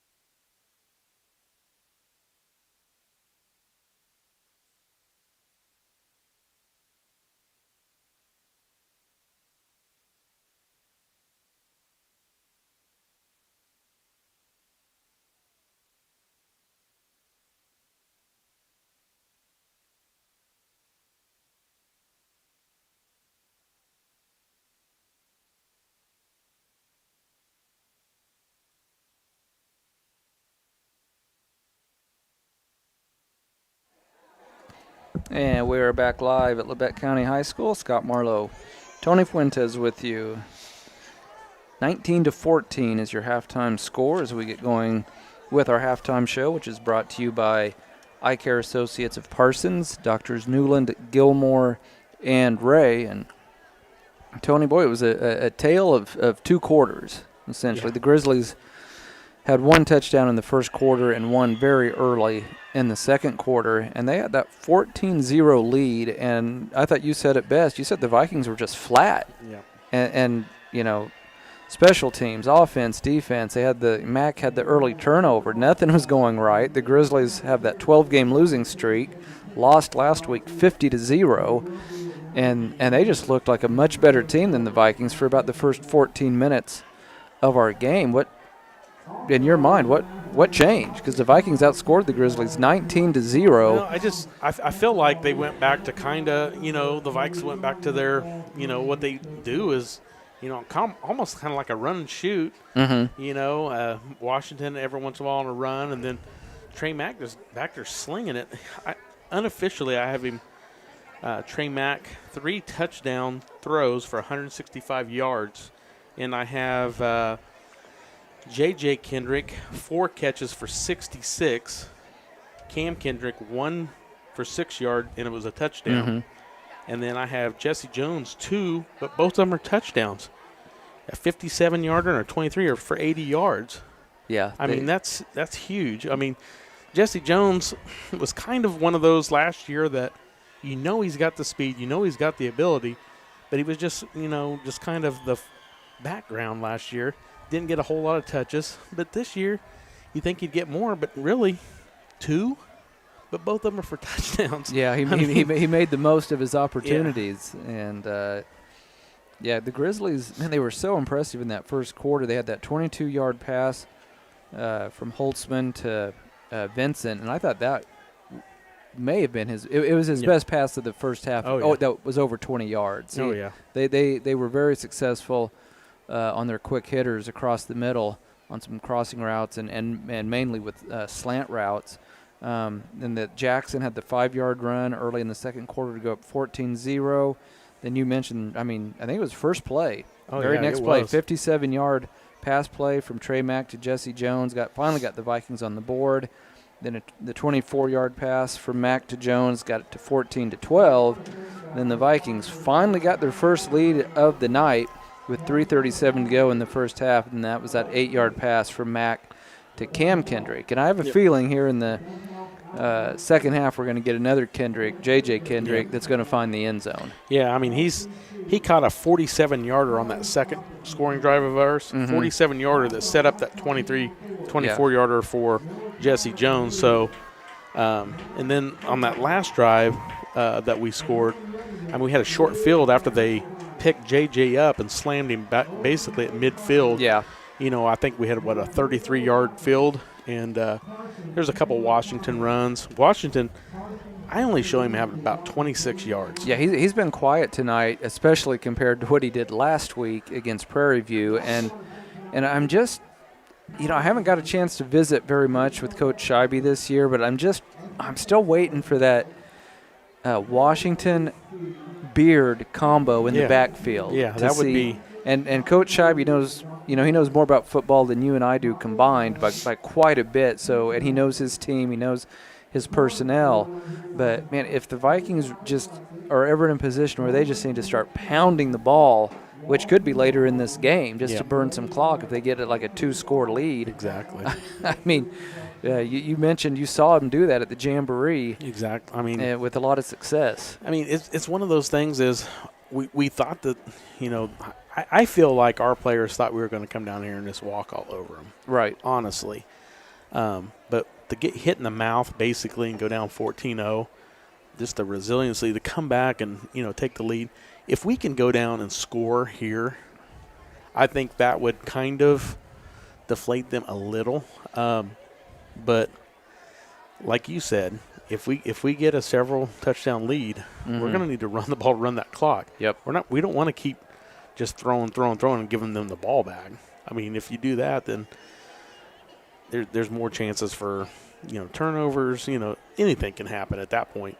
you start, getting the field going lopsided the other way, which is exactly what happened in the first quarter. Mm-hmm. I mean, they had 2 possessions starting in their own our territory, so 2 short fields, and this game could be back in their favor. Yeah, you're exactly right. So if we come out here, let's say we get the ball on the 30, 35, throw a few pass plays, don't connect, try to run, nothing. We have to punt. They get a decent return. Momentum can shift pretty quick. Yeah, I'm hoping that doesn't happen, but you're right, because we saw it happen early in the second quarter. Exactly. And fortunately, it was in the Vikings' favor. And I know we've talked about it several times. That quarterback push right there at the beginning of the game. Mm-hmm. I mean, if they could somehow get a lead and start doing that and run a lot of clock, keep our offense off the field, that could get ugly. So I mean, I don't want to see that happen. And I'm actually a little bit surprised that Labette County threw as much as they did in the first half. I just didn't expect it. But I think that's just kind of – Coach Price is going to do what he has to do to try to win a football game, obviously. But he's just the kind of guy – I think he's a great coach, but I think he's very offensive-minded, and he likes to put points up on the board. And – even though they had a lot of success with that quarterback sneak early, you're not going to score a lot of points that way because your possessions are going to be so long. Yeah. But they did have a ton of success, like we mentioned earlier, on the slant routes. But throwing the ball deep, not so much. Whereas, that's where the Vikings have a huge advantage because the Vikes probably aren't going to get beat deep. Anything can happen, but they probably won't get beat deep unless there's just a total breakdown in the secondary. Exactly. But, man, if the Viking receivers, anytime they've caught the ball with space, they just are running away from the Grizzlies. So we're just about ready for action here in the third quarter as former Viking Joe Page gets the ball teed up on the 40-yard line. The Viking return team now trotting out onto the field. Again, your halftime score 19-14 in favor of the Vikes. Besides Joe punting and kicking, I haven't really seen him on the field a whole lot. Have you? No, I thought they might use him as a tight end or That's something. What I was thinking too, but I really haven't seen him in the game besides the kicking. We are ready for action. Joe Page puts his strong right leg into it. Pretty good kick. Fielded by Cam Kendrick inside the 10. Here he comes. Let's see if he can get some good blocks. Can't find the edge. He's at the 20 and then knocked down about the 24. That was good coverage by the Grizzly kickoff team. Matthew Boyle is the one that actually brought him down.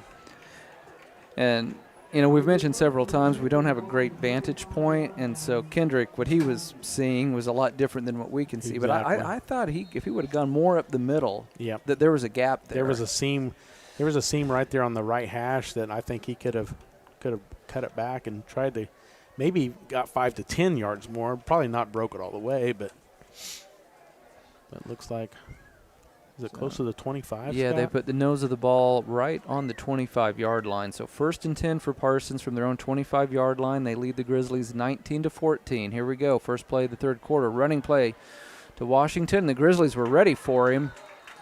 And he only got, I'd say what, Tony, a yard or – at the most. It may have been no gain. Joe Page, and he's in the game on the line. He's a big body. Yeah. So it's no gain on the play. 2nd down and 10. The one thing the Grizzly defense has probably done better than anything tonight is bottle up Washington. Yeah, they've definitely, especially when he's trying to go in the middle, they just wrapped him up at the ankles and just bring him down.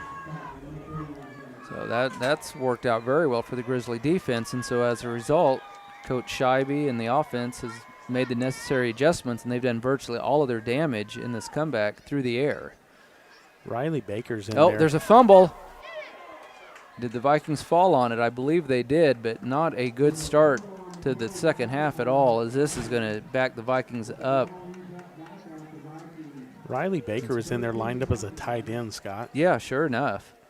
That was very odd. I don't think I've ever seen him line up there. I've seen him in a quarterback, and that's it. I don't know what's going. Maybe it's just for blocking. Oh, and I did get a message from our former master video streamer, Joe Stringer. He said on that confusion on what down it was, said that the officials actually just came out and admitted that they had made a mistake, and it was like a backyard football redo. Just a redo? They just redid the down. Wow. Unbelievable. Here we go. 3rd and forever for the Vikes. Mack wants to throw, gets rid of it, and just overshot Jesse Jones. That probably would have been a touchdown if Jesse could have hauled it in. But, man, unfortunately, just as thanks to that fumble that the Vikings fortunately recovered, but it's going to be 3 and out on the first possession. Like I said, Scott, what I said, I should have never said it because it's happening, because this is going to give them probably field position in our territory. Yeah, the couple of return men for the Grizzlies are right at the 50-yard line. Lawrence Holt, probably the biggest threat here. Vikings ready to kick this one away.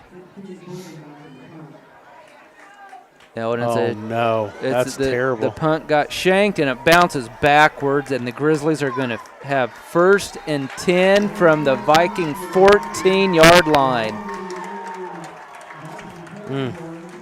To say the momentum has shifted, Tony, it didn't take long. We've played less than 2 minutes, and the Grizzlies are just 14 yards away from regaining the lead. Man, I should have never said anything. Woo, that's terrible. Ugh. Well, the defense has got their work cut out for them here. And I didn't see who kicked that, Tony. It was not Jace. I don't think it was Jace Quirin, but I thought it was. I could be wrong, though. So here we go. Holtzman hands off up the middle for a decent gain. Yeah, now they're going to – official comes running in. It's actually going to be a short gain. From our angle, we'll call it a pickup of about 1 yard. That was a freshman Jackson on the carry.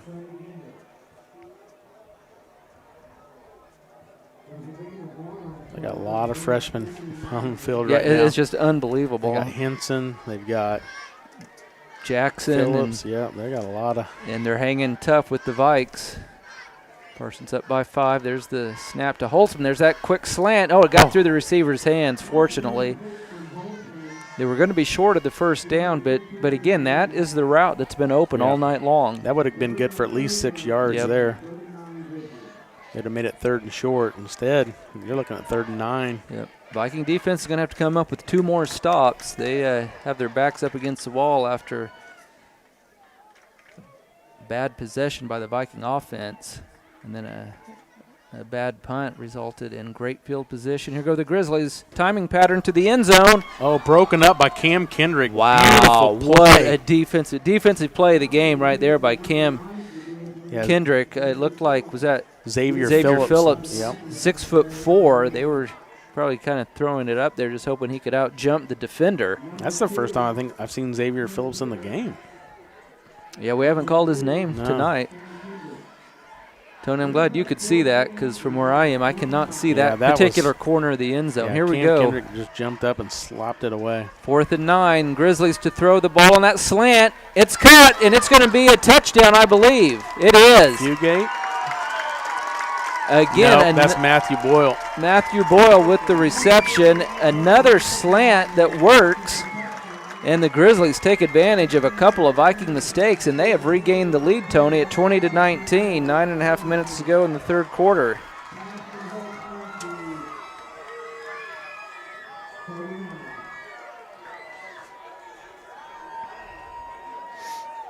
And they will almost, I'm assuming they will go ahead and go for 2. I don't know that they have much of a place kicker. Sure enough, they go with that same formation. Now they're going to try to go to the right side. Now they throw it out into the flat, and did the Vikings run him down? That's good. It is good. 9.5 minutes to go in the 3rd quarter. It's Labette County 22, Parsons 19. We'll be back with the kickoff in 30 seconds. You're listening to Viking football on V93. At Labette Community College, we're passionate about medicine and compassionate about people. Our highly trained instructors provide innovative career-specific education in the field of diagnostic medical sonography. Do you already have an associate or bachelor's degree in healthcare? Earn an additional certification in sonography. LCC offers a 12-month completely online program with a clinical component. In as little as 1 year, specialize in OB, abdomen, or vascular. For more information, text pound SONO to 620-293-6671 today. Apply online at labette.edu.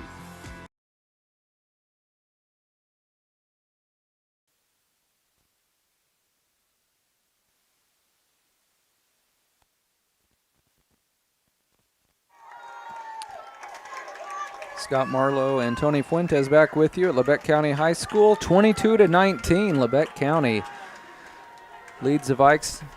9.5 to go in the third quarter. And boy, Tony, the Vikings had all the momentum going into the locker room. They had first possession of the third quarter, and they basically just gifted the Grizzlies a touchdown. I mean, the Vikings, there's no need to panic. I mean, we've got the offense to score in a quick manner. I mean, tons of time left. I mean, if we just take care of business on offense, I think we're fine. Joe Page, short kickoff to about the 15. Nice return to about the 30. And then wrapped up and brought down right there. That's Casey Beard on the return.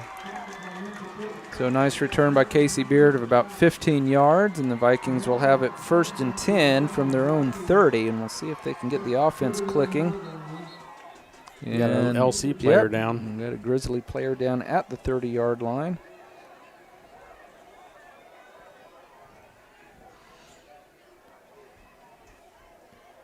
Well, we have that injury timeout. I'm going to make sure we thank some of our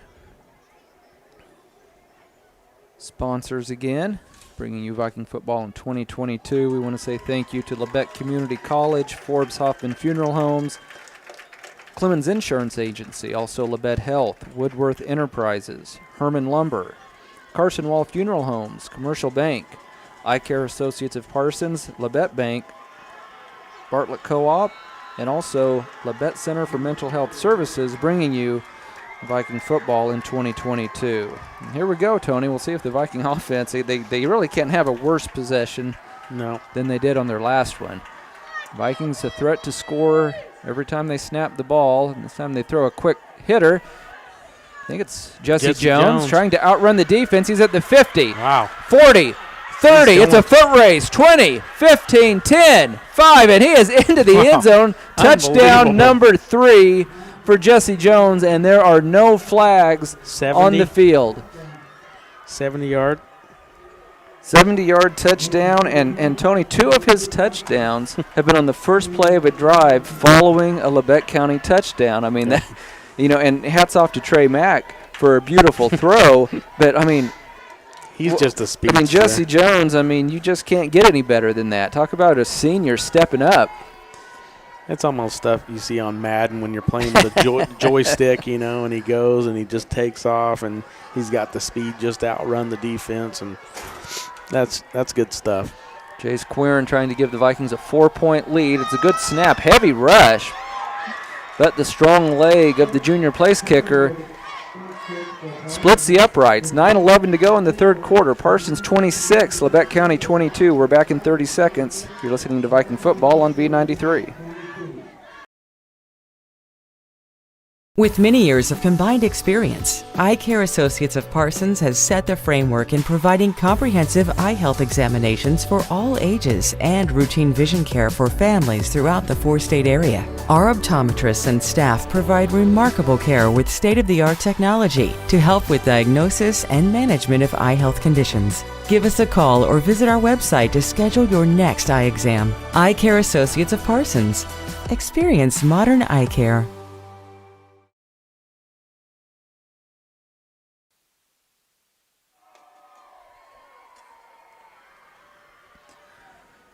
$9:11 to go in quarter number 3 with the Vikings now leading the Grizzlies 26-22. Tony, been 5 years since these teams have faced off, and boy, this much anticipated contest has lived up. I don't know if I want to say it's lived up to expectations, because I don't think anybody really knew what to expect.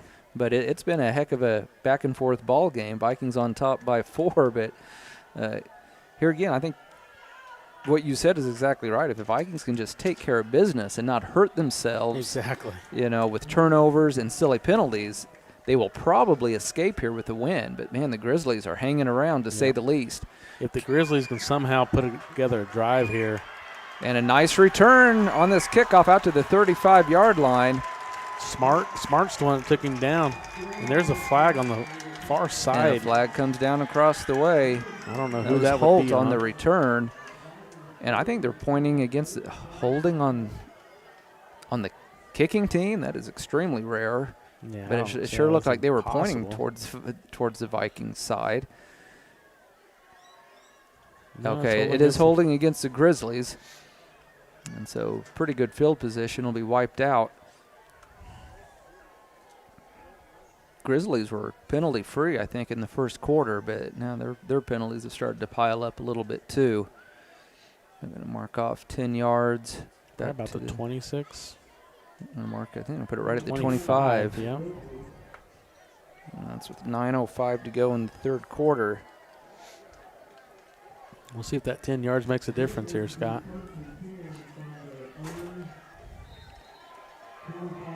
Holtzman, the 200-pound junior quarterback, in the shotgun, takes the snap. It's a running play, and boy, the Vikings were all over that. Yep, that was Henson. Chandler Henson, freshman. Henson on the carry, and who? It's so dark up here, Tony. 5'7", 140 pounds. Trying to see who wrapped him up. It was number 23. That's for the Vikings. Lonnie Brooks. And that was a heck of a tackle. Yeah, I don't even know who Lonnie Brooks is. I know a lot of these kids, but when I seen that name, I'm like, I don't know who that is. And 2nd and 10 on a little option play. Oh, wow. Holtzman keeps it himself, and he has nowhere to go. Was that Malik Ferguson or Trey Ginder? That's Malik Ferguson, 51. Defense is, they've given up some yards. They've given up some points. That last touchdown was really on the offense more than the defense, obviously. But they've made some big plays.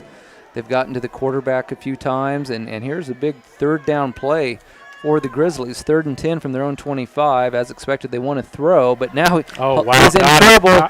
He slips away out of there. And he's going to be short of the first down, brought down at the 30-yard line. But boy, instead of a sack, Holt's been able to gain 5 yards. But I would imagine that Coach Price will kick this one away. Boy, that was a great effort by Holtzman, because it looked like the Vikings had him wrapped up for a big loss. Joe Page definitely going in to punt. Wow, Holtzman's a little gimpy coming off there. Yeah, he's limping pretty good. So he got beat up a little bit on that play, and here comes a lineman onto the field late, but still 9 seconds on the play clock. 4th and 5 for the Grizzlies from their own 30. That's a good punt. Page has had a good night. Fielded about the 30-yard line, and then the Viking runner slips but gets back up. His knee never touched. And is that another flag? Sure enough, I think right at the 40-yard line, a flag is down, and it's almost always on the return team. Yep. So that's going to negate a J.J. really, Kendrick. really good. Yeah, he had a nice return, but you have to be holding or some sort of illegal block. I never saw that flag go down. I just looked, and it's kind of in an odd spot. It's like the official. Yeah, they're going from the 40, so it's probably going to be at the 30. Yeah, it's probably going to be a 10-yard walk-off against the Vikes. 6:57 to go in quarter number 3, and what has turned out to be a very competitive ball game. Well, the last possession started at the 30, and we had a 70-yard touchdown, Scott. Yeah, you're exactly right. So, I tell you, when you don't have a very fast secondary, it makes it really tough when the other team has fast receivers like the Vikings do. Man, Baker's in there again. Look, Baker's coming across the. Sure enough, Baker in at tight end. You're exactly right. He's in motion. Wow. It's a running play to Washington, looking for room, and he just doesn't have any. There's nothing. It's a good thing the Vikings have been able to take advantage with their passing game, because Washington, who is now he might be hurt. He can't get up. Oh, no. It's a cramp, I believe, going by the way his teammate is trying to help him. I think it's a cramp. He's stretching it out. I thought the ref was helping. So did I. That was one thing we didn't see last week. I don't remember anybody cramping up, and I thought it might be just cool enough tonight that you wouldn't have any cramping issues, but you got to drink your water. Yeah. And you can't wait until the opening kickoff to do it. Fortunately, that's something that has gotten better for the Vikings over the years. Back when they were having, we mentioned that awful 29-game losing streak. Like the first couple of weeks of the season, by the time we got to the second half, one of the Vikings was cramping every other play. Yeah. And, they're still working on Washington, and I mean, the way they were treating his leg, it definitely looked like a cramp. Coach Price is even out there in midfield. Yeah. So I hope it's that's unusual for serious. Both head coaches are out there on over the player. Trey Mack. That shows good sportsmanship, though, with the head coach from the opposing team out there. Clock is stopped with 6:37 to go in the third quarter. Parsons leading this contest 26-22. In case you're joining us late, the Grizzlies jumped out 14-0 on the Vikes, who just I don't know that I've ever seen a Viking team come out flat against the Grizzlies. The last time these teams played, it was I don't know how else to say it. It was a bloodbath, like 71-0 in favor of the Grizzlies. And obviously they were just a ton better than the Vikings that year, but I don't remember the Vikings coming out flat in that game. They came out and played hard, at least for the first half, and were just outmatched. It was just a strange first quarter for the Vikings, but hats off to the Vikes and the coaching staff. They righted the ship, had the 19 unanswered points to end the first half, and then, unfortunately, the first possession of the second half was a disaster and allowed the Grizzlies to have a very short field of only 13 or 14 yards. And Tony, I'm a little worried because if it was just a cramp, they would have had Washington up a long time ago. Yeah. So if I remember right, I believe Logan Dean was the left-handed quarterback for that 2017 Grizzlies team, and I want to say Jake Ryan or the Ryan boy they were just like throwing it up, and he was just jumping up and catching touchdowns left and right. Yeah, it was. If I remember right. And they had their offense, and obviously they just dominated the whole game.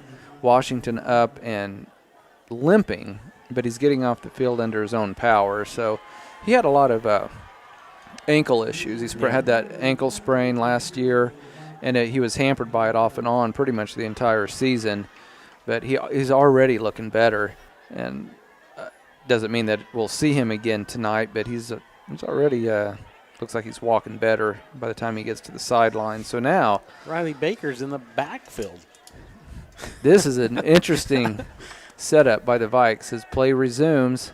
Long pass down the far sideline. Caught it! And broken up at the last second. Incomplete pass on 2nd and 10. That was Jones, wasn't it? I'm trying to that receiver, and now we have another. This is an injured Grizzly. I think it was the guy who broke that up, and now they might have a cramping issue. Yeah, it was Jesse Jones that nearly hauled that. I thought he caught it. He definitely had it. That was a tremendous play by the defensive back because, you're right, Jesse had it, and somehow he was able to rip it out of his hands at the last second. In fact, you saw Jesse jump on the loose ball because he thought maybe it was going to be a catch and a fumble. Yep. And I think it probably was the right call. Just wave it off, call it incomplete. Nolan Harity was on the defense on that play. But Harity never turned his back. He was running straight down the field, and the ball just went right over Harity's shoulder. And it looked like Jones was going to haul that in, but just couldn't hold on when he hit the ground. So now let's set up the situation for you. 3rd and 10 for the Vikes from their own 30-yard line. 6:29 to go in quarter number 3. Parsons leading this contest 26-22. And again, Riley Baker's in the backfield. It's just so odd. DeMonta Kendrick and Riley Baker, both in at running back. Jamarion Washington out with some sort of injury right now. They go over the middle, and it's broken up. Could have been almost pass interference. I thought maybe they got there a split second early. They were going for J.J. Kendrick. Lawrence Holt on the defense there. That was a bang-bang play. So, good job by the Grizzly defense. They're going to force the Vikings into a punting situation with 6:25 to go in the third quarter. The last punt did not go well for the Vikings, but the punter, and I guess you must have been right, Tony, because this is Jace Quirin back out there to kick, and but he was backed up to his goal line last time, and that's never a comfortable spot to be for a punter. So I have a feeling Jace is going to get off a much better kick, and he does. A lot of hang time. Going to field it at the 32-yard line by Holt. He's already at the 40, and he's got an opening, 45, 50. And brought down just inside Viking territory. An excellent field position once again for the Grizzlies. They'll start off right around the 48 or 49-yard line of the Vikes with 6:13 to go in the third quarter. Yeah, Marion Ryan was on that tackle, but a little late. I mean, I think he picked up about 17 yards after they received that punt. That's a pretty good return. The Grizzlies, who honestly, I feel just because of the Vikings, a little bit more experience and a little bit more athleticism, you can't call the Grizzlies outmatched because they're only down by 4, but they're hanging tough. His little quarterback keeper faked the pitch out to the near side, and then Holtzman right up the gut for a nice gain just shy of the 40-yard line. It's a pickup of about 7 yards. It'll bring up 2nd down and 3 for the Grizzlies. It's got all 3 touchdowns by the Grizzlies started in Viking territory, and this one barely started. So, I mean, they got a chance to go. If they score here, it'd be 4 for 4 every time scoring when they start in Viking territory. Boy, that Holt. That's Henson. Or rather Henson, I thought it was Holt.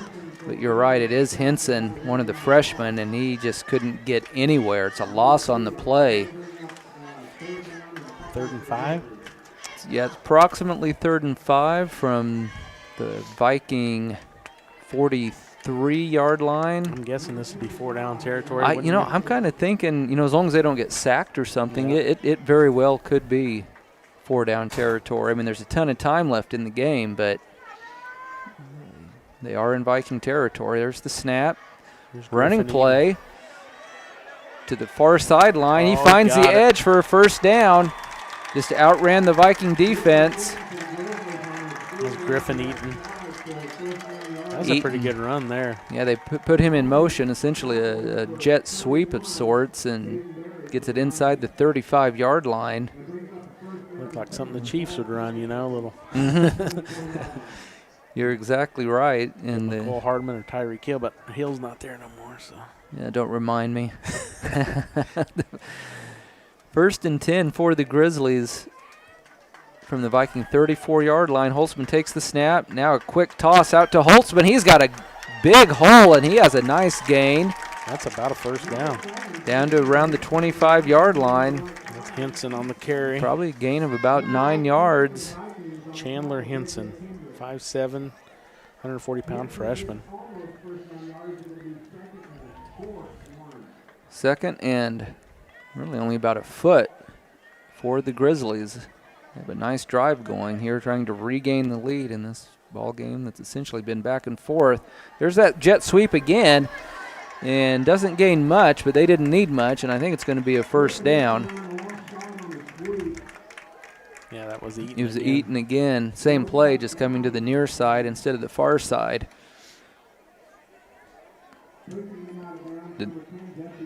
I don't think they gave it to him, Tony. I think he's about 6. He gained about 6 inches. Wow. It's 3rd and inches for the Grizzlies. And, boy, they've had a ton of success with a quarterback sneak right up the middle, and that's what they're set up for. and He might. that's exactly what they ran, and I think it's a first down for the Grizzlies. Boy, they didn't need much, just a few inches. And I think we have an injured Viking. Oh, no. Yeah. Got 2 injured Vikings. No, one of them was on the ground. Yeah, still. and whoever it is in a lot of pain.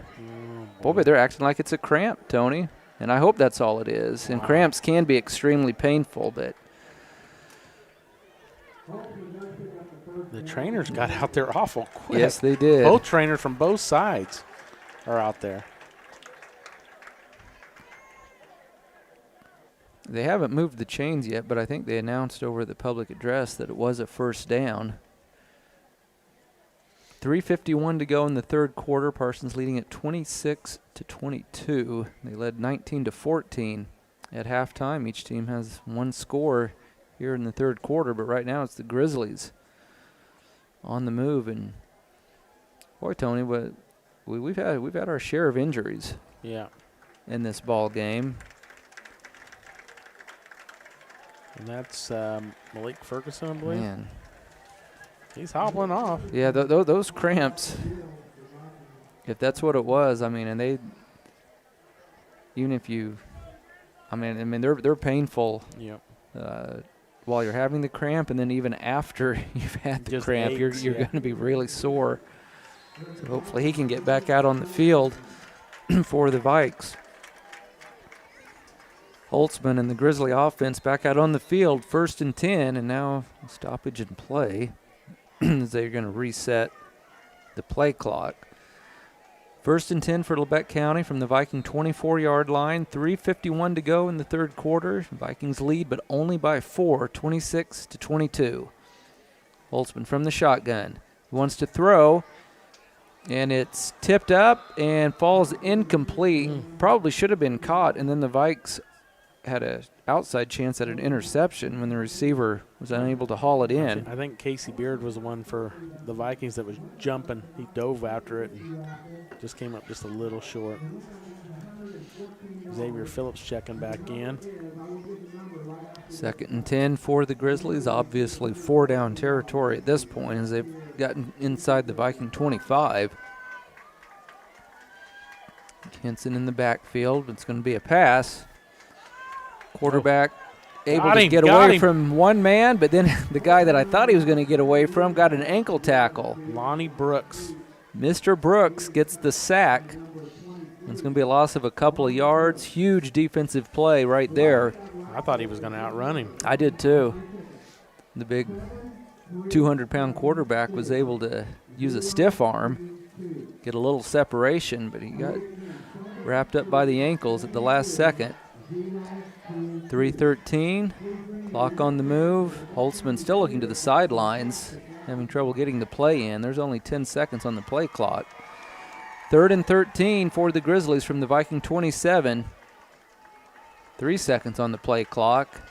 They barely get it off. It's going to be a pass going deep down the near sideline, and nobody's there. Nearly intercepted. Trey Pierce had it. And, yeah, I think he kind of lost his balance, Tony.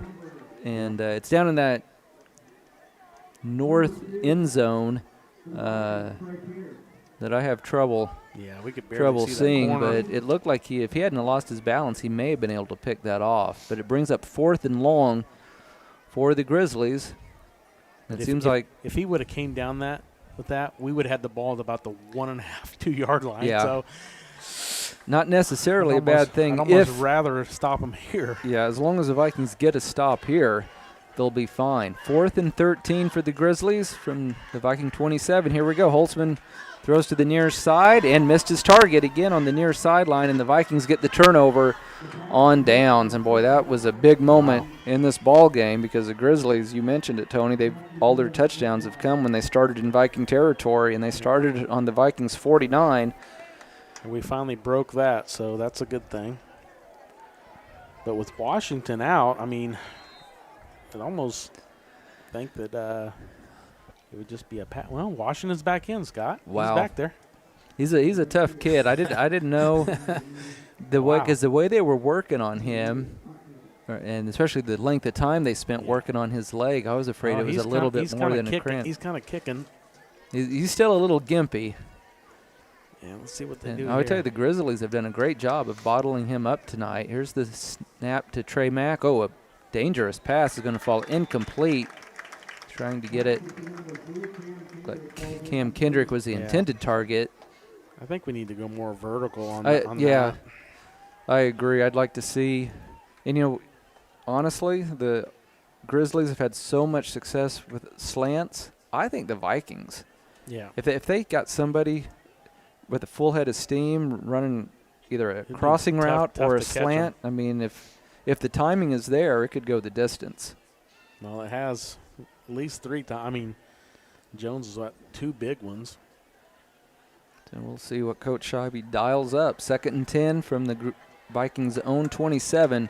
Vikings lead by 4, 2:42 to play in the third quarter. It's a running play, and one of the best runs of the night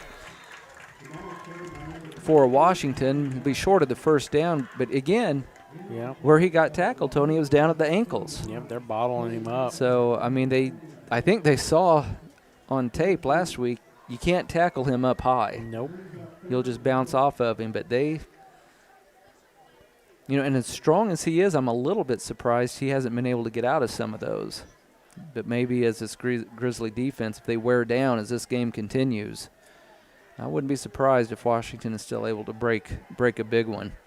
3rd and 5 for the Vikes from their own 31.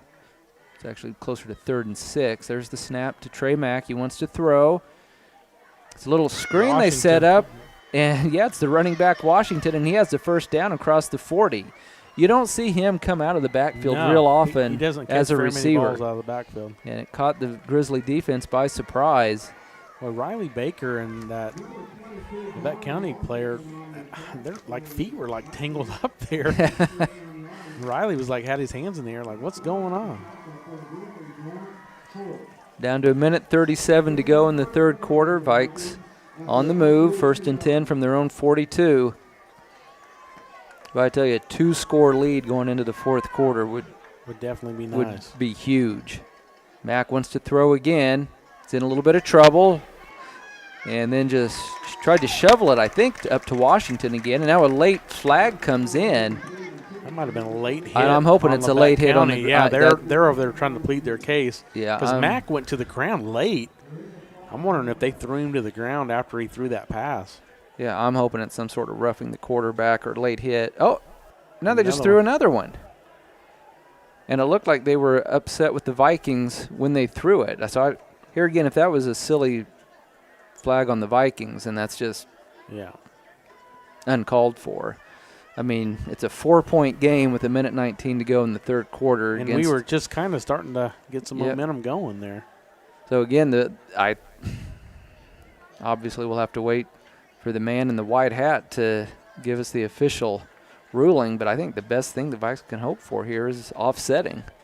Maybe that first personal foul on the Grizzlies and then maybe some sort of unsportsmanlike conduct on the Vikes. But, man, you just have to I understand these kids are anywhere from 14 to 18 years old, but, I mean, you just got to keep your mouth shut. Yeah.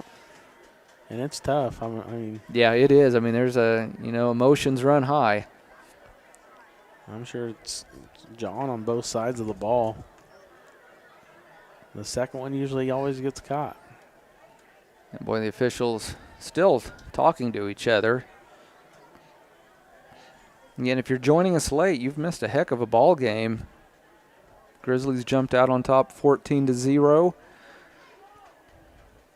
And then the Vikings put together 3 unanswered touchdowns in the second quarter, and they went to the locker room up 19-14. Grizzlies took advantage of a very short field early in the third quarter to take the lead. Vikings responded with a 1-play drive. Touchdown from Trey Mack to Jesse Jones to regain the lead, and that's where we're at right now. Parsons 26, Labette County 22. 1:19 to go in the third quarter. I'm wondering if we didn't have an ejection as well. Let's see. Because they're writing officials are writing something down. I can't imagine what they would have to write down. I'm thinking it's Casey Beard because he was the one standing there by himself whenever that ref just looked straight at him and threw the flag there at the end. So I don't know. Well, we still have 13 minutes and 19 seconds to go in this game. But Vikings are, I know this is a game that the Vikings are going to feel like they should have won. So I certainly hope that they're able to hang on and win it. Yeah, but at this point of the game, depending on what happens here, I mean, this game could go either way. It can go either way right now. You're absolutely right. The officials getting together again. They gave a preliminary signal of an unsportsmanlike conduct, but they didn't. They were talking to Coach Price at the time, so I'm thinking that unsportsmanlike conduct would be against the Vikings, but still no official word.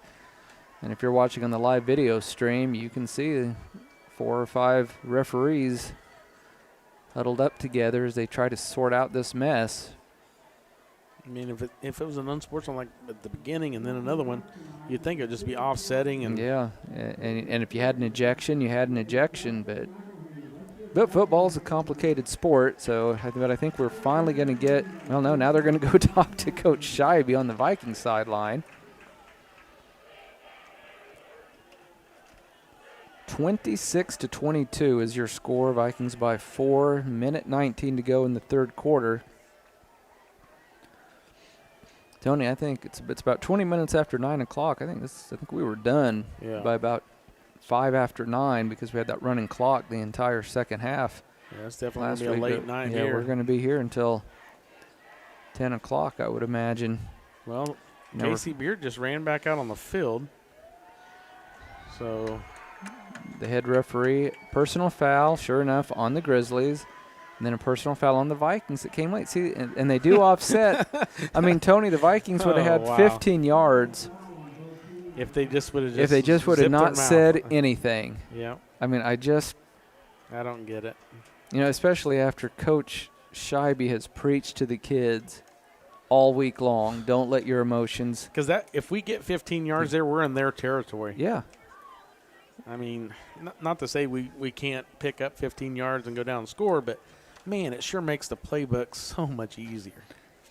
And, of course, the flip side of that is, the Grizzlies have now had a couple of late hits, and they haven't always helped their own cause either. And just, this renewal of this great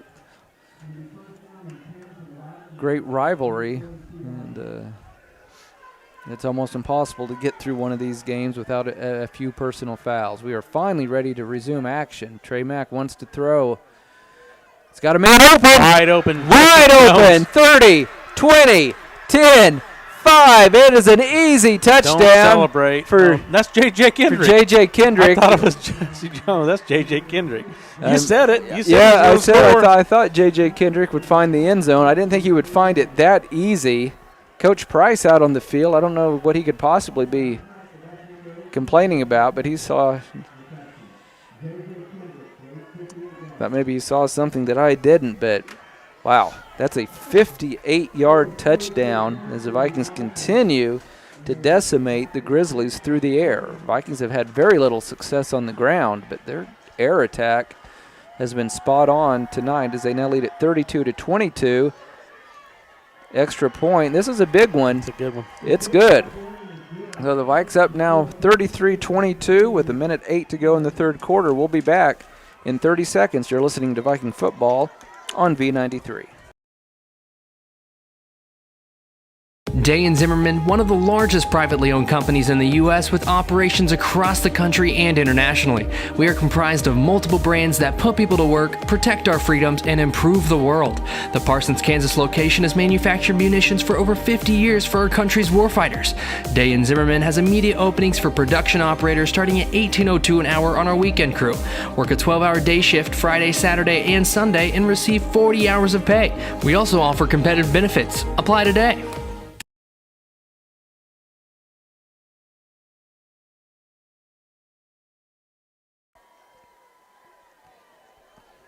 And we're back live at Labette County High School. Scott Marlowe and Tony Fuentes with you.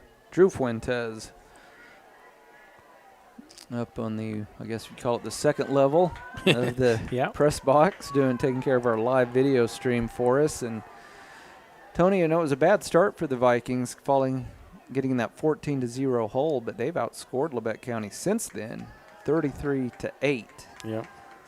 So I feel like the Vikings are the better team, but that lackluster first quarter has helped the Grizzlies hang around, and so this is the first time the Vikings have had a 2-possession lead.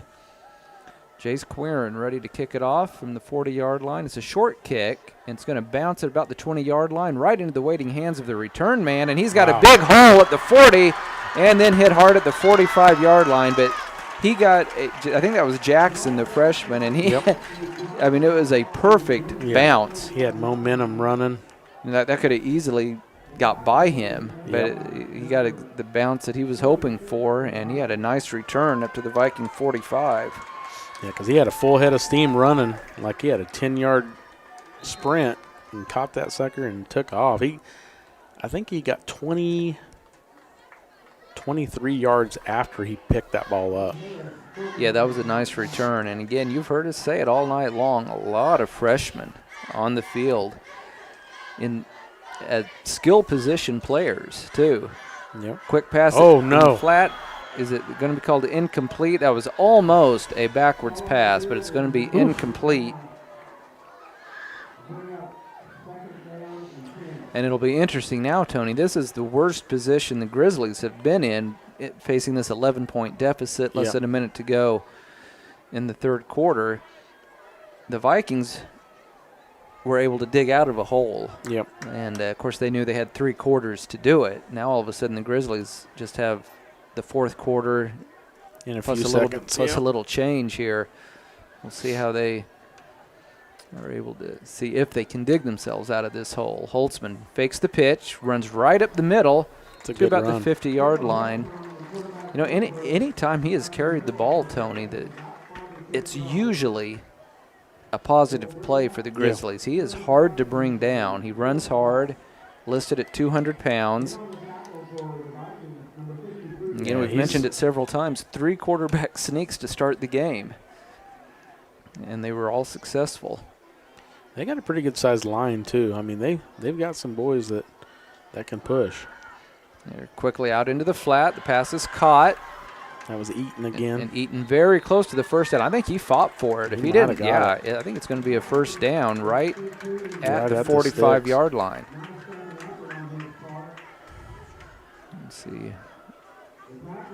If it's at the 45, it'd be a first down. The white hat just gave the first down signal. Yep, sure enough. They will move the sticks, and that is the end of quarter number 3. Your score, Parsons 33, Labette County 22. We'll be back in 1 minute, I think. Let's hang on. We may have had they're wanting to put some time back on the clock, I believe. 10 seconds, I think is what he's saying. They may not even snap it. Unless, if he got out of bounds, then they'll probably have to snap it. Yeah, if we have 10 seconds to go in the quarter, and we will have time for at least one more play. Holtzman, ball nearly fumbled on the jet sweep, but somehow the running back, and we've got a flag down, so that will not be the last, possibly not the last play of the third quarter, down to 3.7. That's got to be a hold on the far side, right, Scott? But you would think so. It was Eaton on the carry. Ball popped out of his hands, and then he was able to quickly bring it back in. Eaton has been the playmaker this whole second half. I bet he's touched the ball 9 or 10 times already this second half. And it is a holding penalty on the Grizzlies. Oof. So the Vikings catch a bit of a break there. That'll move the ball back into the Grizzlies' side of the 50-yard line, back to the 45-yard line. It'll be 1st and 20. Yep, 1st and 20 for the Grizzlies from their own 45. Parsons leading at 33-22. 3.7 seconds to go in the third quarter. Grizzlies pretty much with the spread formation here. They wind the clock, so they're not going to get a playoff. And that is the end of the third quarter. Parsons leading at 33-22. We're back in 1 minute. This is Viking football on V93. My name is Bria, and I'm a pharmacist at Bowen Pharmacy. I'm here today to tell you about one of our patient programs, Meds to Beds. Bowen Pharmacy South is located in the medical office building at Labette Health. Our staff works closely with the doctors, nurses, and social care workers to ensure that your transition out of the hospital is an easier and more convenient experience for you and your loved ones. If you are having inpatient or outpatient surgery, we will get your medications directly from your doctor and deliver them right to your hospital bed. If you are having a baby, we will get your medications or anything else that you may need to get your family home without the hassle of making several stops along the way.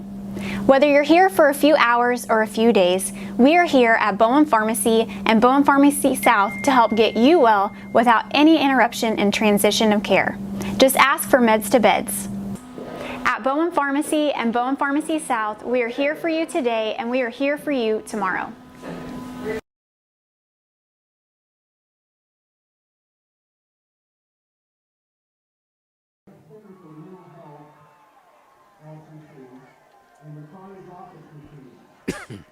And we are back live once again. Labette County High School ready for the start of quarter number 4. Vikings leading the Grizzlies 33-22. Labette County facing a 1st and 20 from their own 45-yard line. Holtzman takes the snap, wants to throw. He's in trouble. Oh, got it. Oh, got away from one man, but not away from the second man. He is thrown down. Kendrick.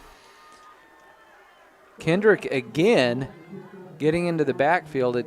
I don't think technically he will get credit for a sack, but it's as good as. It's about a 1-yard gain. I thought it was going to be about a 7 or 8 yard loss. Marion Ryan was back there, and I thought he was going to bring him down, but still, that's a pretty good play there. So 2nd and long for the Grizzlies, 2nd and 19 to be exact. Holtzman wants to throw again, coming to the near sideline, and incomplete. Lonnie Brooks got there a little early, causing him to get that pass off too early and didn't have time for the receiver to adjust. And that would have been a nice pickup for the Grizzlies. It would have got him, we've been looking at about a 3rd and 7 instead of a 3rd and 19. Yeah, he was trying to go to Matthew Boyle, which he was trying to go to him the whole first half, but Eaton's been the target this second half. And with this being a 2-possession game, Coach Price may be thinking 4 downs anyway. They're thinking, hey, we've got 2 plays to pick up 19 yards. They don't have to get it all on this play. Holtzman puts a man in motion. He wants to throw. He's in trouble again. DeMonta Kendrick. And he's going to go down. Wow. DeMonta Kendrick is having a game. That is huge. He's a sophomore. And part of that, Tony, is there's just not a lot of speed for the Grizzlies as far as their wide receivers go, so they're not getting down the field fast enough, and it's just taking a little bit too long for those plays to develop. And, wow, Viking defense starting to feast a little bit. A little celebration there by the defense. I think that's a little premature. Yeah, we got a long ways to go, but they do force the Grizzlies into a punting situation. Almost blocked by it picked up Ryan at the 39-yard line. This is going to be a nice return across the 50, 45, 40. And then out of bounds in around the 36 or 37-yard line, I believe. That was the up man. Makai Bowe. Yeah, he wasn't expecting that, but I think Joe Page had to rush his punt just a little bit and ended up being a very low line drive kick. Yeah, I think Marion Ryan disrupted him there. And they were teammates a couple of years ago or last year. We're going to mark it at the 38-yard line. Yeah, that's big. Great field position. Almost for the Vikings. Vikes. Need to run some clock. Yeah, they haven't had much success on the ground. It'd be great to get some right here. And they do give it to Washington over the right side, and he breaks away. There 30, he goes. 25. Oh, he stepped out of bounds. Still first down. It is a first down. That's what we've been waiting for. I just had a feeling. I mean, Labette County has some decent size, Man, I just thought by the time we got to the fourth quarter that maybe they would be wearing down a little bit. But hats off to the Grizzly defense. They have not been able to stop the Vikings passing attack. But man, you could tell they were focused on stopping Washington. Yep. And their game plan has worked for the most part through the first three quarters. But it is 1st and 10 for the Vikes. They give it to Washington again. Running hard, gets bottled up after about a 4-yard gain. Clock on the move, 10:13 to go in our ball game. Vikes leading at 33-22. And I got to tell you, Tony, if the Vikings can punch it in and get 6 more points, that's going to make it extremely difficult for the Grizzlies because that's going to turn into a 3-possession game. Yeah. Even if the extra point is missed, which usually does not happen with Jace Quirin. But 33-22, Vikes by 11. 9:47 to go in our game. Vikes up to the line of scrimmage. J.J. Kendrick split wide right. 2 receivers split to the near side. And they look over. Coach Schaub might want a timeout here. Just no fumbles. Vikings burn one of their timeouts with 9:31 to go. They lead at 33-22. We'll step away for a 30-second break. You're listening to Viking Football on V93. With many years of combined experience, Eye Care Associates of Parsons has set the framework in providing comprehensive eye health examinations for all ages and routine vision care for families throughout the 4-state area. Our optometrists and staff provide remarkable care with state-of-the-art technology to help with diagnosis and management of eye health conditions. Give us a call or visit our website to schedule your next eye exam. Eye Care Associates of Parsons. Experience modern eye care.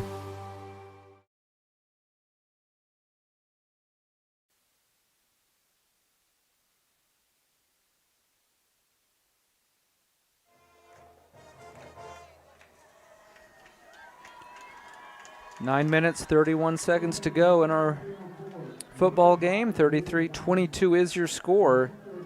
Vikings lead the Grizzlies by 11. And Tony, I mentioned it just before the break, but if the Vikings can find the end zone here, it would really take a miracle for the Grizzlies. Because they've only, since they had that 14-0 lead very, very early in the second quarter, and they've only been able to put up 8 points, and they're just not built to score quickly. Here's another running play to Washington over the right side. That's a good run there. Yeah, he's running hard. It's good to see that after that, I'll just call it a really bad cramp earlier in the second half. But he moves the sticks again. And is it down by the 10? It's not 1st and goal. I don't think it's going to be 1st and 10. I think from about the 11. 10 and a half or 11. Yep. But like you said, if we got 3 scores and it's going to be 8 minutes, that's could be even less. I mean, probably be almost impossible to get 3 possessions in the last 8 minutes. And here's that 2 running back set. Haven't seen it much tonight. Trey Mack awaiting the snap. Snaps a little bit high, and then the running play goes virtually nowhere. Which is fine. That clock will keep ticking away down to 8.5. I mean, the Grizzly crowd was clapping on that. I mean, I'm fine, but you take another 35, 40 seconds off that clock, that's huge. Yeah, the Grizzlies have to get a stop here. They could allow, I don't know if Coach Scheibe, I mean, they're in Jace Quirin's field goal range. Definitely. If they stuff the Vikings a couple more plays, he might put Quirin out there. That would give the Vikings a 2-touchdown lead at 36-22, but it'd be great if the Vikings could essentially salt this thing away. They're going to loft it up into the end zone. It's a jump ball, and it's broken up nicely in the end zone. Possibly going for that J.J. Kendrick again. They Trey Vincent and he's cramped up. Wow. Stretching him out. And we're not out in the stands, but it just doesn't feel that real hot and muggy. But maybe it is. But, boy, there's been plenty of cramping issues here tonight. So, once again, the clock stopped 7:52 to go in our ball game. 9:38. Definitely going to be a late one. So we've got a break in the action. I want to say thank you to our sponsors, bringing you Viking football in the 2022 season. Community National Bank, Tank Connection, Wood Insurance Center, Strategic Partners, Roy's Auto Service, Bowen Pharmacy, Parsons Educational Foundation, Parsons District Schools, Day and Zimmerman, and also SEK Orthopedic, bringing you Viking football.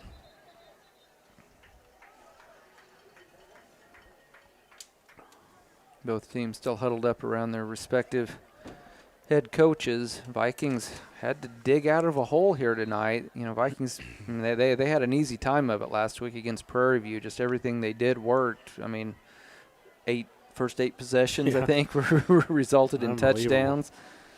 Not so easy tonight, but the Vikings have the lead, 33-22. Both teams back out on the field. It's 3rd and 10 for the Vikes. Trey Mack in the pistol. Again, 2 running backs for the Vikes. Fakes a handoff, and Mack keeps it himself, trying to find the edge. He's at the 10, and then, boy, that was close to a late hit. Yeah. But Vikings well short of the first down, and it's going to bring up 4th down. And now what does Coach Scheibe want to do? Does he want that, try to get that 14-point lead? Or is he going to go for the jugular right here? It looks like they're going to keep the offense on the field. Yeah, because they're, I mean, even if we don't score, I mean, they'd have to go 90 yards. Yeah, they'd have a long field. Vikings don't have to get it in the end zone. It's 4th and 7 from the Grizzly 9-yard line. So the Vikes need to get to about the 2. But I have a feeling the Vikes are going to sling this one into the end zone. Trey Mack now another timeout. He might be kicking a field goal. Another timeout. He might be second guessing it. So Coach Scheibe burns another timeout. 7:45 to go in our ball game. Again, it's Parsons leading Labette County 33-22. We're back in 30 seconds. This is Viking football on V93. Day & Zimmerman, one of the largest privately owned companies in the U.S. with operations across the country and internationally. We are comprised of multiple brands that put people to work, protect our freedoms, and improve the world. The Parsons, Kansas location has manufactured munitions for over 50 years for our country's warfighters. Day & Zimmerman has immediate openings for production operators starting at $18.02 an hour on our weekend crew. Work a 12-hour day shift Friday, Saturday, and Sunday and receive 40 hours of pay. We also offer competitive benefits. Apply today.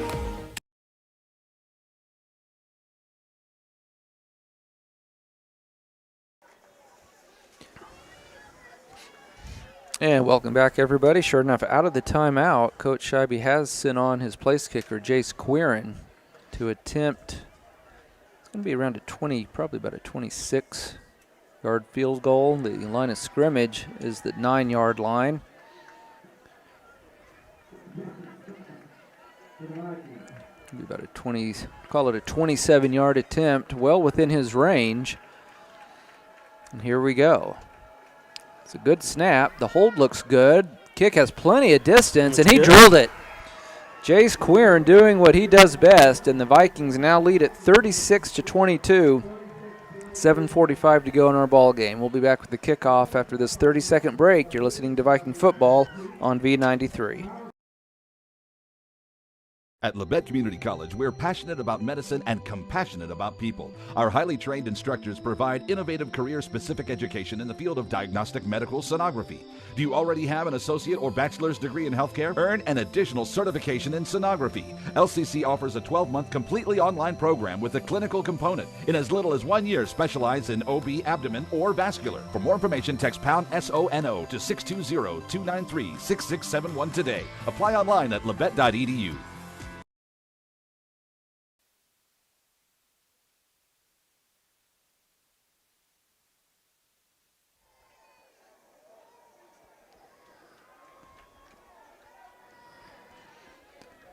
Vikings lead the Grizzlies 36-22, 7:45 to go in our game. Tony, that was a great kick by Jace Quirin. The good news for the Grizzlies, they're still in it. Yep. They kept the Vikings out of the end zone, so it's just a 2-possession game. But they're going to have to figure out some answers quickly on the offensive side of the ball because they have kind of ran into a wall here in the second half. High end over end kick, fielded around the 5-yard line. Return man to the 20. That's Holt. Gets away from one man. Holt, boy, he's got away from wow. 3 men. He's off to the races. 40, 45. Unfortunately, the Vikings had an angle on him. And he's going to be brought down across, I think, right at the 45-yard line, maybe just shy of the Grizzly 45-yard line. That was a nice return by Holt. About a 40-yard return there, because I think he got the ball around the 5.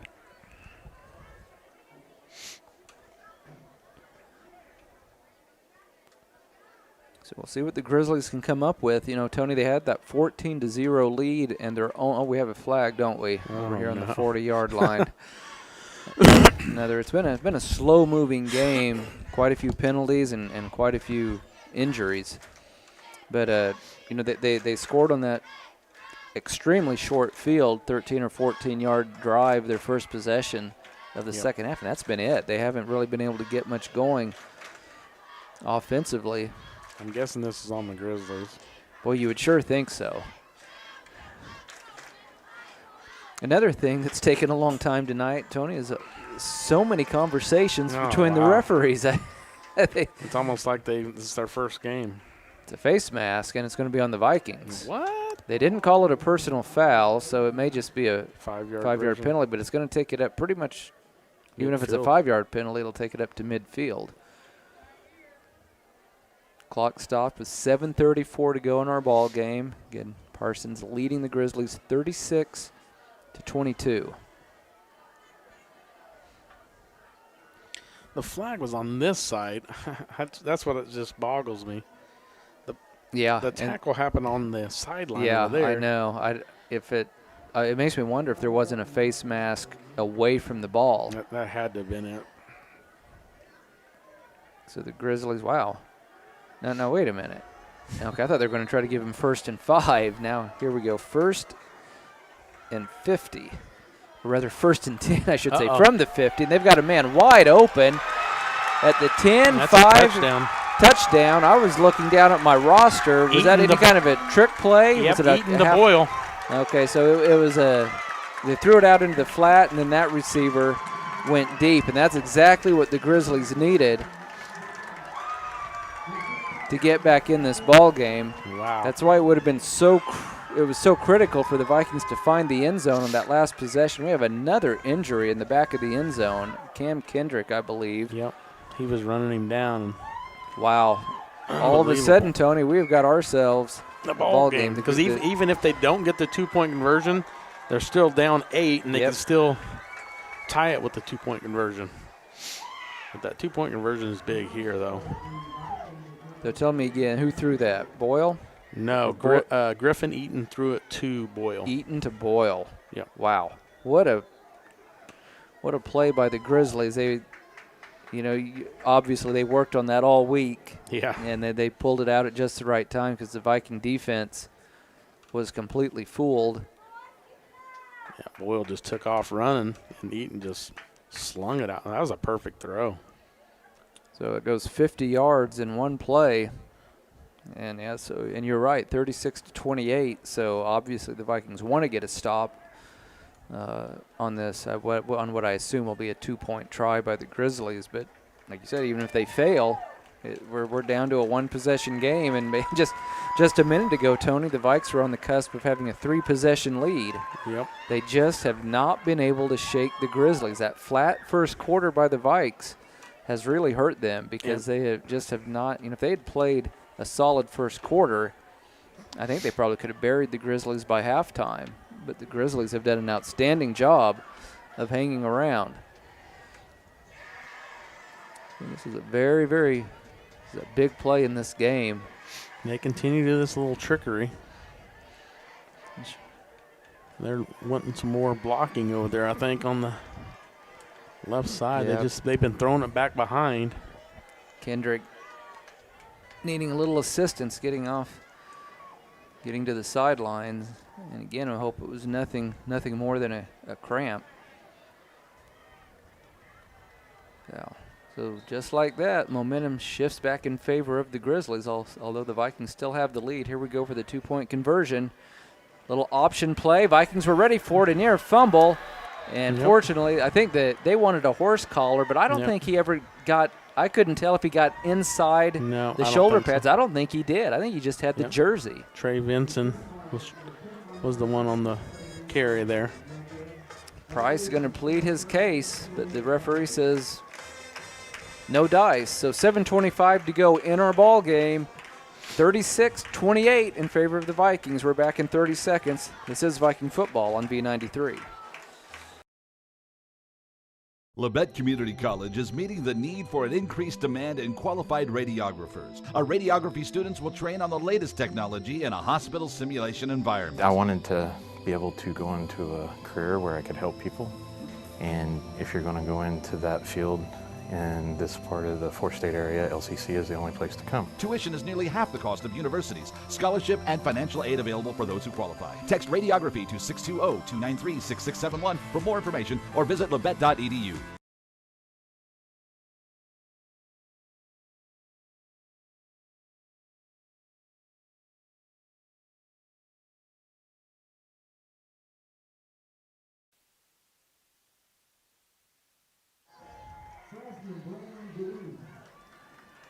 And we're back live, Labette County High School. It's been a heck of a football game. 36-28 is your score. Vikings lead by 8. 7:25 to go.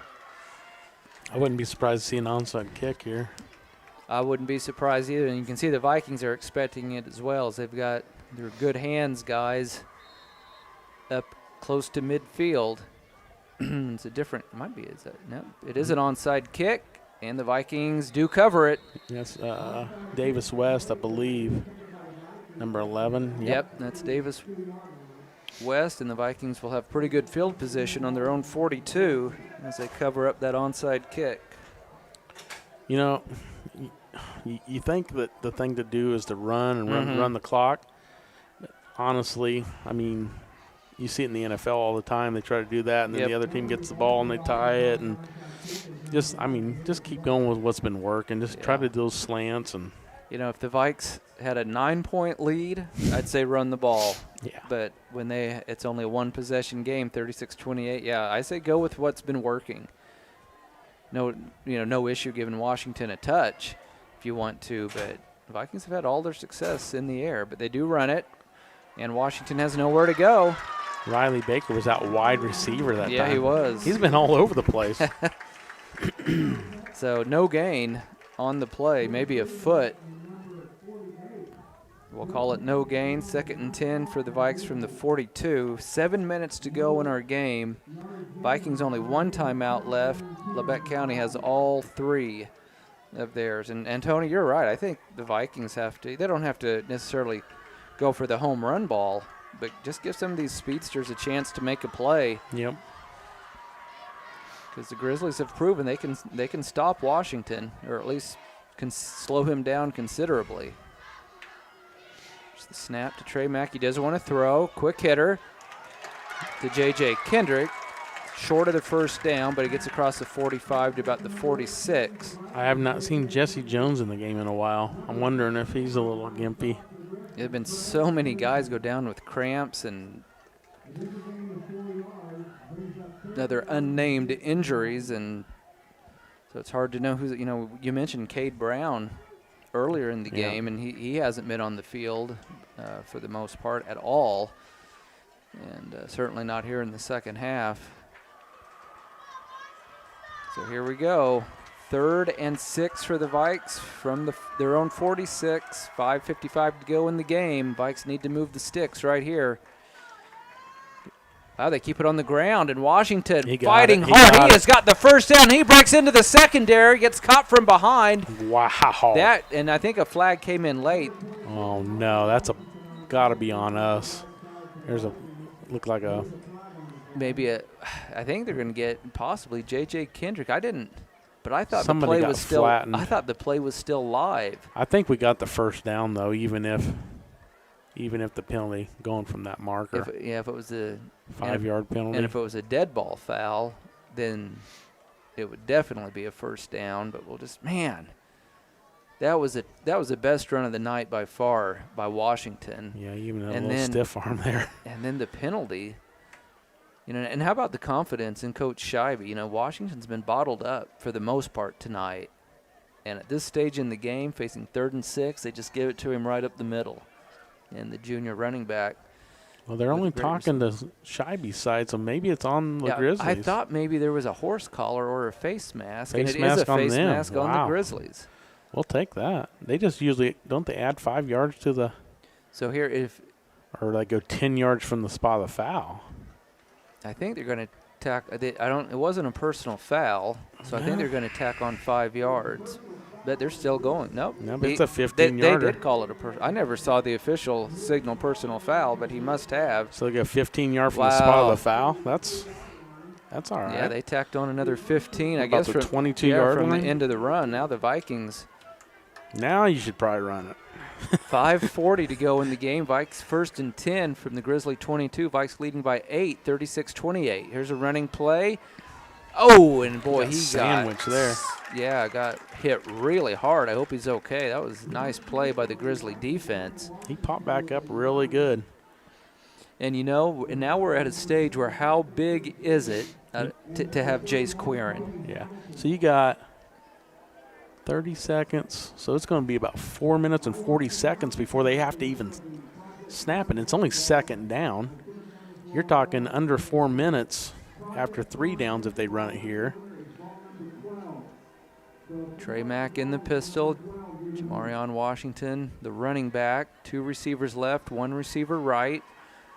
Vikings trying to hang on and get out of Altamont with a win tonight. High snap. They get the handoff. That's a good run to Washington. Boy, he's running hard. Seems like he's, you know, as the game has progressed, it seems like he's running harder and harder. Gaining momentum, yep. Part of that may be a tired defense as well. As you can just see the Grizzlies. You can tell they're gasping for air a little bit. It's going to be under 4 minutes before they have to snap this ball. Right at 4 minutes. Vikes lead by 8. 3rd and 4. Ball spotted on the Grizzlies' 16-yard line. As we see I've never seen a train run across train there. going by. Long snap count. Running play. Not carrying much a couple of tacklers, but I don't think he's going to make the first down. He's and about now a it's yard short. Now it's decision time for Coach. It's about Coach Scheibe. It's about 3 yards longer than the last field goal, I think. You could really one of 2 ways. There's 2 different ways to essentially clinch the game. Go for the first down. They're facing about a 4th and 2. Yep. Get the first down, and then the Grizzlies are going to have to at least burn all 3 of their timeouts. Yeah. Or do you send a very capable place kicker out there and make it a 2-possession game? It looks like they're not sending him out. Nope, they're going to go for it on 4th and a long 1. Yeah, they're trying to get the Grizzlies to jump. Now he's calling timeout. That's our last timeout. And the Vikings burned their last timeout, and Jace Quirin is going to come on. Wow. That's a lot of confidence in your kicker. Ball is going to be right around the 5th. I think it's on the 14, but the scoreboard says 15, so that's what we'll go with. Scoreboard has it on the 15-yard line. You're looking at about a 31 or 32-yard field goal. The last one was really, it was high up from 27, so, I mean, he's definitely got the leg. Yeah, he will have no trouble getting the distance. The Vikings just have to do, you know, I've said this, I probably say this nearly every year, you know, D1, NFL, a 30, 31-yard field goal, you just think automatic. Yeah. And even though, in my mind, Jace Quirin is almost automatic from that distance, but offensive line has to do their job. Yep. The center has to do his job. The Perfect holder snap, has to do his job. Hold. So many things have to happen. Have to be just right, and that doesn't always work out at the high school level, but we are about ready. Jace Quirin trying to give the Vikings a 2-possession lead. He is out there attempting, we will call it a 31-yard attempt. It's a good snap. It's a good hold. Heavy rush. He's got tons of distance, and he drilled it. Jace Quirin, give that young man the game ball as the Vikings now lead at 39-28. I mean, what a weapon. I mean, how many 3A teams have a kicker that you can just say, you know what? Go out there and kick Go it. out there and kick a 30, 31-yard field goal and essentially clinch the game for us. Yeah. Now, that said, They just three timeouts left for Labette County, and they proved that they can score quickly, although it took a bit of trickery to do it. But the Vikings in the driver's seat right now, leading 39-28 with 3:14 to go. And Tony, they haven't made it easy on themselves, but we said after they got down 14-0, maybe this is a good thing to have some adversity because last week was almost too easy. Which was kind of surprising. I mean, I know Prairie View lost, 18 seniors? Yeah, 19, I think. I mean, that's a huge loss, but they're usually a well-coached and good, solid, scrappy team that I didn't see what happened last week coming before last week. Right. We just need a nice, decent kick and good coverage here and make them go 70, 80 yards. Yeah, I wouldn't mind a little pooch kick or something here because the one thing you don't want to give up is some kind of big return. But the Vikings do kick it deep. I'm a little bit surprised by that. Fielded at the 10-yard line. Yep. 20, 25, look out. Yep. Oh, and then bottled up in the middle. That's Lonnie Brooks. I mean, we've called his name a lot tonight. He's had a big game. Yep. And the ball's going to be spotted right around the 30-yard line, and that was great coverage by the Viking kickoff unit. So I don't know, Tony. I don't think the only reason I think the Grizzlies are still in this thing is because of those 3 timeouts. Oh, yeah. That they have, but they're going to have to score quickly, and they're going to have to cover up an onside kick.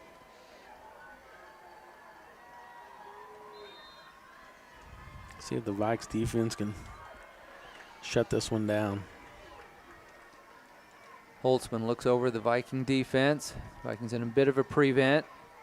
They go with a running play, and it's going to be we've got a hold, I believe. Their flag goes down after a nice pickup out across the 40-yard line, but it may be coming back. I said face mask against Parsons. They were calling that against the. I figured for sure there was some sort of hold or illegal block. But yeah, I think you're right. Yeah, he signaled face mask. Hopefully it's 5 yards. Grizzlies hanging on by a thread here. Vikings, or their hopes hanging by a thread, I should say. It's Parsons leading at 39-28.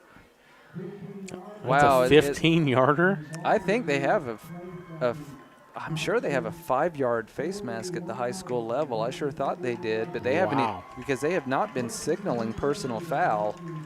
They're just going face mask and then marking off 15 yards. So that moves the ball all the way to the Viking 41. Quarterback keeper, and Holtzman caught from behind down to about the 36.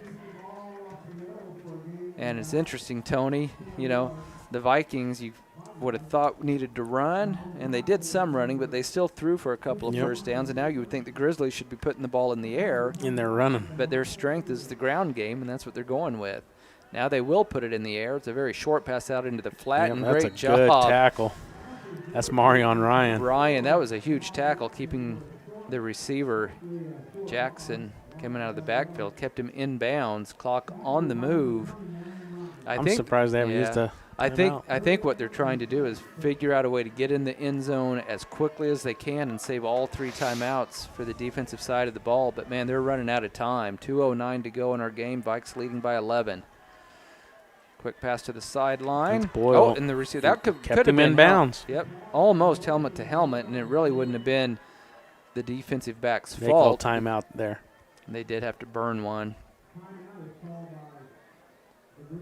So the Grizzlies now with 2 timeouts left. We have 2 minutes and 2 seconds left in the game, and Parsons leading at 39-28. We'll just keep it right here in Altamont here at Labette County High School. Tony, I don't know what to make of the Vikings' performance tonight. It looks like they're going to have they're going to. It looks like they're going to win. It's not over yet. It looks like they're going to hang on and win this thing, but Yeah, they hurt themselves so many times, and and when you can do that and still get out with a win, it says you've got quite a bit of talent. But man, it'd be you get into district play. Yeah, you can't do that. Those 15-yard penalties are killer. So here we go, play getting ready to resume. Holtzman takes the snap, going to keep it himself on the ground. Runs over his own blocker and gets pulled down at about the 26. I think he hurt his own player. They're going to have to use a timeout because he hurt his own player, I guarantee you. Yep, sure enough, he's trying to get up. Oh, no. He tried to get up and then went back down. Yeah, they're going to have to use a timeout. Stoppage in play. Clock stopped at the minute 55. Another injury. How many injuries have we had tonight?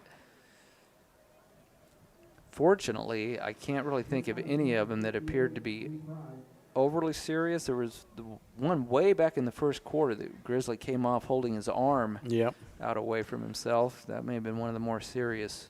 Well, I mean, we still don't know exactly who the Viking guy that was injured on that 2-point conversion. I'm thinking it might have been Cade Brown. I don't know. Yeah, I never could. I never did figure that one out. An injured Grizzly looks like he's holding his arm or maybe even a rib. Yeah, kind of holding his side. I think this is a rough sport to say the least. Did they make him take a timeout for that? I can't remember. They still show 2 timeouts. Nope, they're just winding the clock. Coach Scheibe hollering from the sidelines, and here we go. Here's a pass going down the near sideline, incomplete, and now maybe a little hamstring tweak. That's Trey Pierce. Yeah, running. Trey Pierce. Okay. Looks like he's going to be okay, but man, Tony, virtually every play somebody is going down with some sort of injury or cramp. If not every play, every other play. So clock stopped, a minute 40 to go in our game. Vikings on top 39-28. It's 2nd and 10 for the Grizzlies from the Viking 25-yard line. I've seen stranger things happen. I've mentioned many times over the years. I remember the game here, Labette County, the Grizzlies racked up over 300 yards rushing, and the Vikings figured out a way to win the game. Wow. Took I think a kind of a miracle Hail Mary type pass. I think it was to Ivory Kelly. Really? For the winning score many, many years ago. Oh, got him in the backfield. Is that Marion? Nope, that's DeMonta Kendrick again. That kid has had a really good game. Yeah, he got a huge hit in the backfield on Holtzman, and the ball now spotted on the 28. And the clock is running. Yeah, I think they better take a crack at the end zone. 3rd and long, minute 17 to go in the game. Time running out on the Grizzlies. They probably better just head to the end zone and hope for the best.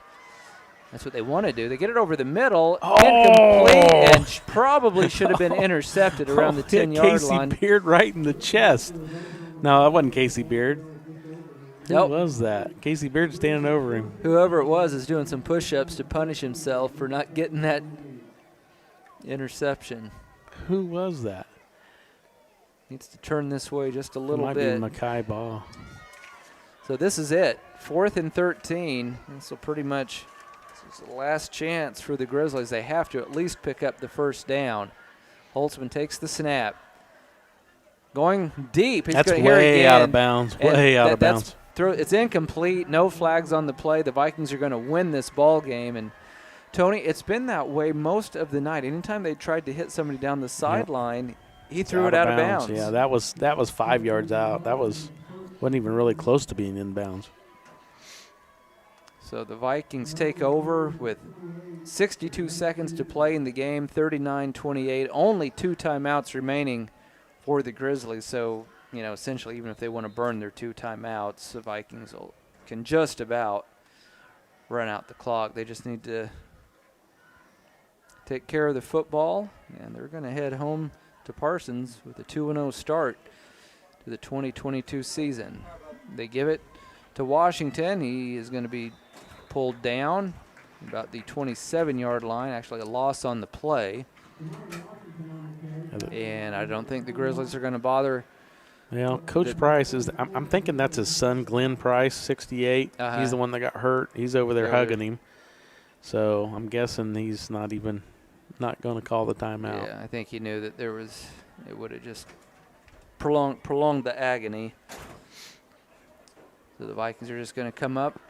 Should just take one more snap. Trey Mack letting the play clock run down a little bit. Really no need to at this point. He can snap anytime in the next 7 or 8 seconds, and that'll be that.